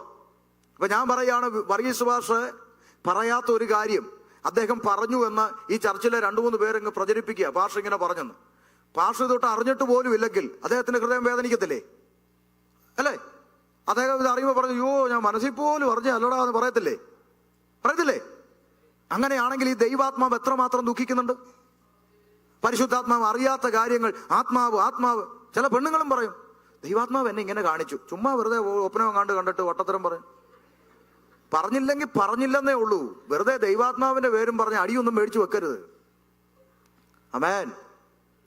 പറയണം. ദൈവം നിങ്ങളെ ഒരു ദർശനം കാണിക്കത്തില്ലെന്നോ ഒന്നും നമുക്ക് വാദമില്ല, കാണിക്കാം. പക്ഷെ അതിനൊരു ഉറപ്പുണ്ടായിരിക്കണം. ദൈവാത്മാവ് കാണിക്കുന്നത് ഒരു ഓലമടൽ താഴോട്ട് വീഴുന്നു, അരി തിളച്ചു തൂകുന്നു, ചക്ക പഴുത്ത്, ഇതൊന്നും അല്ല. ചക്ക മാങ്ങയും തേങ്ങയൊന്നും അല്ല. അതിന് അപ്പൊ നിങ്ങൾ പറയും, യോസേപ്പ് കണ്ട നെൽക്കതിരി നക്ഷത്രമാണല്ലോ എന്ന് നിങ്ങൾ പറയും. ശരിയാ, അതിന് വെണ്ടയ്ക്ക പോലെ എഴുതി വെച്ചിട്ടുണ്ട് സ്വപ്നമെന്ന്. സ്വപ്നമായി പറയണം, ഒരു സ്വപ്നം കണ്ടു. അതിനെന്താ പ്രശ്നം? ഇത് ചുമ്മാ ദൈവാത്മാവിന്. നമ്മുടെ നാട്ടിലാണെങ്കിൽ പെണ്ണുങ്ങൾ ഒരു ശീലമുണ്ട്. അടുത്ത് എവിടെങ്കിലും ഒരു ആക്സിഡന്റ്, കത്തിക്കുത്ത്, കൊലപാതകം, വെടിവെപ്പ്, തീവെപ്പ്, ആത്മഹത്യ എന്തെങ്കിലും നടന്നുണ്ടല്ലോ, ഈ കാണുന്ന ഉടനെ നമ്മുടെ ചർച്ചിലെ 1-2 എണ്ണം കഴിഞ്ഞ ആഴ്ച എന്നെ കാണിച്ചാടി, എല്ലാം ചത്ത് കഴിഞ്ഞിട്ടാ കാണിച്ചത്. ചുമ്മാ അങ്ങ് പറയാ. നമുക്ക് ഇങ്ങനെ വായിൽ ചുമ്മാ ദൈവാത്മാവ് ചുമ്മാ കളിക്കാനുള്ളതല്ല. ദൈവത്തിന്റെ ആത്മാവ് ദൈവമാണ്. ദൈവത്തിന്റെ നാമം വൃഥാ എടുക്കരുത്. ആമേൻ. നമുക്ക് വെറുതെ എന്തിനാ ഈ അടി മേടിക്കുന്നേ? പറഞ്ഞില്ലെങ്കിൽ പറഞ്ഞില്ലെന്നല്ലേ ഉള്ളൂ. വെറുതെ എന്തിനാ അടി മേടിക്കുന്നത്? നമ്മൾ ദൈവത്തിന്റെ നാമം വൃഥാ എടുക്കരുത്. Price the Lord. അപ്പൊ എന്താ ഈ പരിശുദ്ധാത്മാവ്? ഈ പരിശുദ്ധാത്മാവിനെ എന്തിനാ നമ്മളിൽ പകർന്നത്? ഞാൻ ഇന്നലെ പറഞ്ഞു, ആ ഭാഗം കൂടെ പറഞ്ഞു ഞാൻ നിർത്താം. ബൈബിളിൽ പറയുന്ന യേശു അയച്ച ബൈബിളിലെ പരിശുദ്ധാത്മാവ് ഇവിടെ ഇരിക്കുന്ന എത്ര പേരിലുണ്ടെന്ന് ഒന്ന് തെളിയിച്ചിട്ട് അവസാനിപ്പിക്കാം. ആമേൻ. നമുക്ക് പരിശോധിക്കാം. യോഹന്നാന്റെ സുവിശേഷം 14-ാം അധ്യായം 26-ാമത്തെ വാക്യത്തിലേക്ക് വരാം. യോഹന്നാന്റെ സുവിശേഷം 14:26. 14:26 വേഗം വായിച്ചു. അല്ലല്ലോ 14:26. എങ്കിലും പിതാവ് എന്റെ നാമത്തിൽ അയപ്പാനുള്ള പരിശുദ്ധാത്മാവെന്ന കാര്യസ്ഥൻ നിങ്ങൾക്ക് സകലതും ഉപദേശിച്ചു തരും. അപ്പോൾ ബൈബിളിൽ പറയുന്ന യേശുക്രിസ്തു വാഗ്ദത്തം ചെയ്ത പിതാവിങ്കൽ നിന്ന് അയക്കപ്പെട്ട പരിശുദ്ധാത്മാവാണ് നിങ്ങളിൽ ഉള്ളതെങ്കിൽ നിങ്ങൾ ഉപദേശത്തിൽ നിൽക്കും. ആമേൻ. ഉപദേശം വിട്ട് ഒരു കളിക്ക് കൈയടിക്കാൻ ഈ ആത്മാവ് നിങ്ങൾ എന്ത് ചെയ്യത്തില്ല, അനുവദിക്കത്തില്ല. ചില പാസ്റ്റർമാർ എന്നോട് പറഞ്ഞിട്ടുണ്ടേ, അയ്യോ എൻ്റെ ഭാഷ ഒരു യോഗത്തിന് പോയി, ചെന്നിരുന്നും പോയി, അവിടെ നിന്ന് ഇരുന്നിട്ട് എനിക്ക് ശ്വാസം മുട്ടുക, ഇറങ്ങി ഓടണോ, അയ്യോ പുറത്തോട്ട് അങ്ങ് പോകണമെന്ന് തോന്നിപ്പോയി, എന്തൊക്കെ ഗോട്ടികളാണ് അവിടെ കാണിച്ചെന്ന്, വീർപ്പുമുട്ടലായിപ്പോയി, വെപ്രാളമായിപ്പോയി. എന്താ ഈ വെപ്രാളം? അകത്ത് പരിശുദ്ധാത്മാവ് ഇരിക്കുന്നെങ്കിൽ വചനവിരുദ്ധമായ കാര്യം കാണുമ്പോൾ അവിടെ ഇരിക്കാൻ ഈ ദൈവാത്മാവ് അനുവദിക്കത്തില്ല. ഈ ദൈവാത്മാവ് ഉപദേശത്തിൽ നിർത്തുന്ന ആത്മാവാ. ആമേൻ. ഈ ഉപദേശത്തെ കുറിച്ച് നിങ്ങൾക്ക് എത്ര വാക്യം ലേഖനങ്ങളിൽ ഉടനീളം, അപ്പോസ്തല പ്രവൃത്തിയിൽ ഉടനീളം എവിടെയൊക്കെ വചനം പ്രസംഗിച്ചു എന്ന് എഴുതിയിട്ടുണ്ടോ അതിനോടെല്ലാം ചേർന്ന് ഉപദേശവും വചനവും എല്ലാത്തിൻ്റെയും കൂടെ ചേർത്തിട്ടുണ്ട്. വാക്യങ്ങൾ ഇഷ്ടം പോലെ പറയാനുണ്ട്, സമയപരിമിതി കൊണ്ട് അതിലേക്ക് പോകുന്നില്ല. 1-2 കാര്യം കൂടെ പറയുമ്പോൾ കൃത്യം സമയമാവും, അതുകൊണ്ട് അങ്ങോട്ട് പോകാത്തത്. ആമേൻ. ഓക്കെ, ഉപദേശപ്രകാരമുള്ള ദൈവവചനം കണക്റ്റഡ് ആണ്. അപ്പൊ ദൈവത്തിന്റെ ആത്മാവ് നമ്മിലുണ്ടെങ്കിൽ ഈ ഉപദേശം വിട്ടൊരു കളിക്ക് എങ്ങനെ പോയാലും കോംപ്രമൈസ് ചെയ്യാൻ സമ്മതിക്കത്തില്ല. അതല്ലേ എന്റെയൊക്കെ പ്രശ്നം. ചില സ്റ്റേജിലൊക്കെ കയറുമ്പം മനസ്സിൽ വിചാരിക്കും ഒന്നും പറയരുതെന്ന്. അങ്ങനെയൊക്കെ ചിന്തിച്ചാ കയറി നിൽക്കുന്നത്, കയറി നിന്നതാ നടക്കുന്നു, എല്ലാം പോയി. എത്രയോ പ്രാവശ്യം അങ്ങനെ ചിന്തിച്ചിട്ടുണ്ട്. കാരണം നമുക്ക് പറ്റില്ല, അത് എത്ര ശ്രമിച്ചാലും പറ്റുകയില്ല. കാരണം ഈ അന്യായം കാണുമ്പോൾ, വചനവിരുദ്ധമായ കാര്യങ്ങൾ കാണുമ്പോൾ മിണ്ടാതെ അങ്ങനെ ഇരിക്കാനൊന്നും പറ്റുകയില്ല. ദൈവത്തിന്റെ ആത്മാവ് ഉള്ളിൽ ഇരിക്കുന്നതുകൊണ്ട് ആ ഒരു ചൂടുണ്ട്, ഒരു എരിവുണ്ട്. നമുക്ക് വചനവിരുദ്ധമായ കാര്യം കണ്ട് കൈയടിക്കാൻ പറ്റില്ല. ഒന്ന് ഉപദേശത്തിൽ നിർത്തും. 2, അടുത്ത വാക്യം, ഞാൻ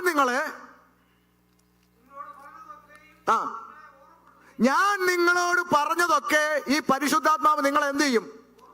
റിമൈൻഡ് ചെയ്യും, ഓർമ്മപ്പെടുത്തും. എന്താ അതിന്റെ അർത്ഥം? ഇങ്ങോട്ട് ശ്രദ്ധിച്ചേ, എന്താ അതിന്റെ അർത്ഥം? നിങ്ങൾ ആരാധന കഴിഞ്ഞ് പോയി ഒരുത്തനുമായിട്ട് വഴക്കുണ്ടായി, അവൻ നിന്നോട് ഇപ്പം നിന്നെ അടിച്ചു ശരിയാക്കും എന്നൊക്കെ പറഞ്ഞ് വഴക്കുണ്ടായി വരികയാണ്. ഉടനെ നിങ്ങൾക്കും അങ്ങ് ദേഷ്യം വന്നു. കാരണം ഒരു കാര്യമില്ലാതെ ഇവൻ അടിക്കാൻ വന്നപ്പോൾ നിങ്ങൾ ദേഷ്യം വന്നു. എന്നാ പിന്നെ കാണിച്ചു തരാതെന്നും പറഞ്ഞ് അടിക്കാനായിട്ട് നിങ്ങളും അങ്ങോട്ട് ഒരുങ്ങിയപ്പോൾ നിങ്ങളുടെ ഉള്ളിലിരിക്കുന്നത് ഈ പുസ്തകത്തിൽ പറയുന്ന പരിശുദ്ധാത്മാവാണെങ്കിൽ ഈ ആത്മാവ് യേശു പഠിപ്പിച്ചത് നിങ്ങൾ എന്ത് ചെയ്യും? ഓർമ്മപ്പെടുത്തും. എന്താ യേശു പഠിപ്പിച്ച? നിങ്ങളെ ഉപദ്രവിക്കുന്നവരെ അനുഗ്രഹിപ്പി, ശപിക്കാതെ അവർക്ക് വേണ്ടി പ്രാർത്ഥിക്കും. അപ്പൊ ഈ ആത്മാവാണ് നമ്മുടെ ഉള്ളിലുണ്ടെങ്കിൽ നമ്മൾ ആ എടുത്ത വടി എന്ത് ചെയ്യും? താഴോട്ട് പറയും, ദൈവം നിന്നെ അനുഗ്രഹിക്കട്ടെ. ഇത് ചെയ്യുന്നുണ്ടോ? പരിശുദ്ധാത്മാവ് നിങ്ങളിലുണ്ട്.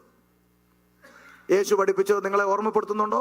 ദൈവാത്മാവ് ഒരു കാര്യം പറഞ്ഞോളൂ. യേശു പഠിപ്പിച്ച എന്തെല്ലാം കാര്യങ്ങളുണ്ട്? Price the Lord. ഈ പ്രോസസ് ഒന്നും നടക്കുന്നില്ല. പാട്ട് കേട്ട ഉടനെ അന്യഭാഷ വരും. അതാണോ ആത്മാവുള്ളതിന്റെ തെളിവ്?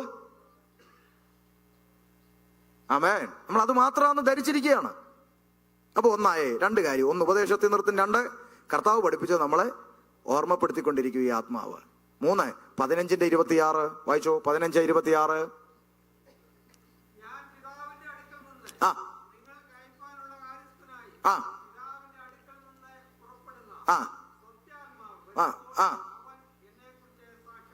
ബൈബിളിൽ പറയുന്ന യേശുക്രിസ്തു വാഗ്ദത്തം ചെയ്ത പിതാവിൽ നിന്ന് പുറപ്പെട്ട പുസ്തകത്തിലെ പരിശുദ്ധാത്മാവാണ് നിങ്ങളിലുള്ളതെങ്കിൽ നിങ്ങൾ ആരെ കുറിച്ച് പറയും? നിങ്ങളെ രക്ഷിച്ച യേശുവിനെ കുറിച്ച് നിങ്ങൾ പറയും. പറയാതിരിക്കാൻ പറ്റുകയില്ല. ഇന്ന് അങ്ങനെയാണോ സാക്ഷ്യം? ഇന്ന് നമ്മൾ എന്തുവാ സാക്ഷ്യം പറയുന്നത്? ഞാൻ വിശ്വാസത്തിൽ വന്ന കാലത്ത് എൻ്റെ കൂടെ വിശ്വാസി വരുന്നതിന് മുമ്പ് തല്ലാനും വഴക്കുണ്ടാക്കാനും ഒക്കെ നടന്ന ഒരു RSSകാരൻ ചെറുപ്പക്കാരനുണ്ട്.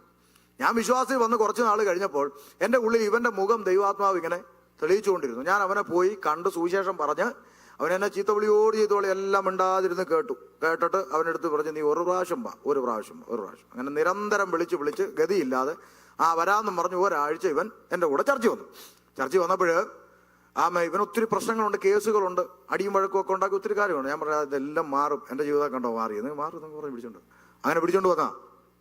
അപ്പോൾ അന്നത്തെ ആരാധനയിൽ എൻ്റെ പ്രാർത്ഥന, കർത്താവേ ഇന്ന് ദൈവദാസൻ വചനം ശുശ്രൂഷിക്കുന്നത് ഇവന് വേണ്ടി ആയിരിക്കണേ, ഇവനോട് ദൈവം സംസാരിക്കണേ എന്ന് പറഞ്ഞ്. അപ്പം ഞാൻ പ്രസംഗമൊന്നും ആയിട്ടില്ല, ഞാൻ അവിടെ ഇരിക്കുക, പ്രാർത്ഥിച്ചുകൊണ്ടിരിക്കുക.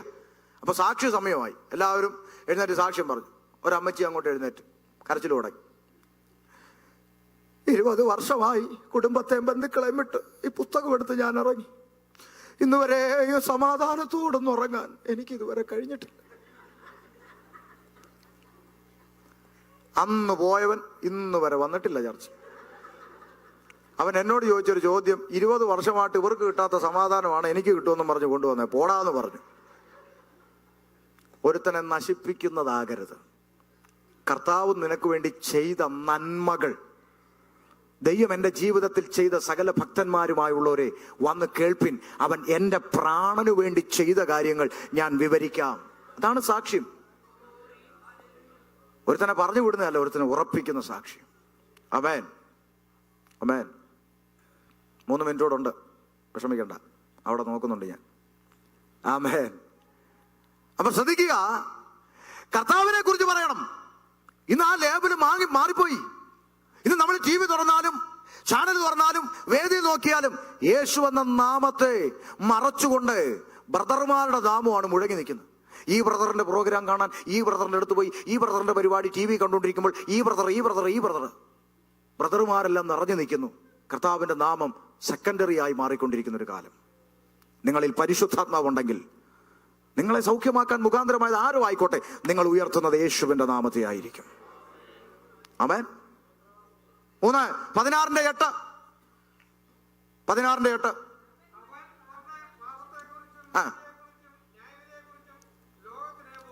ഇതിനകത്ത് ഈ പെന്തക്കോസ്തുകാർക്ക് ഈ വാക്യത്തിൽ ഒരു കുഴപ്പമുണ്ട്. നമ്മൾ എപ്പോഴും പ്രാർത്ഥിക്കുമ്പോഴും പറയുന്ന ഒരു വാക്കാണ്, എന്താണ്?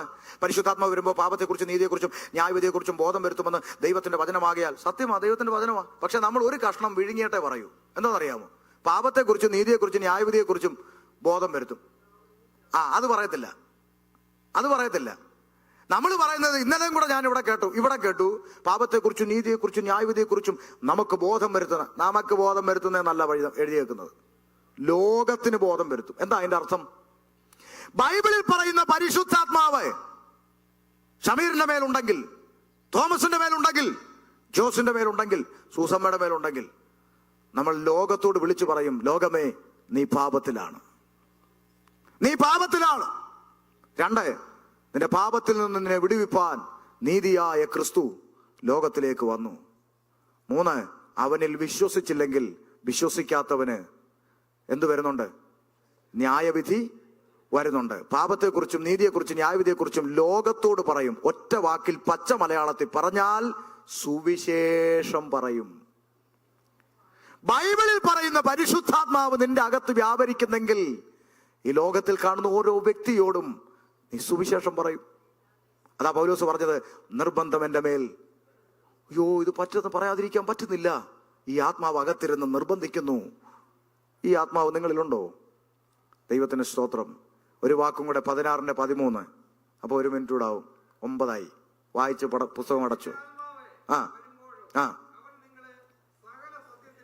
മതി, പുസ്തകം അടച്ചു.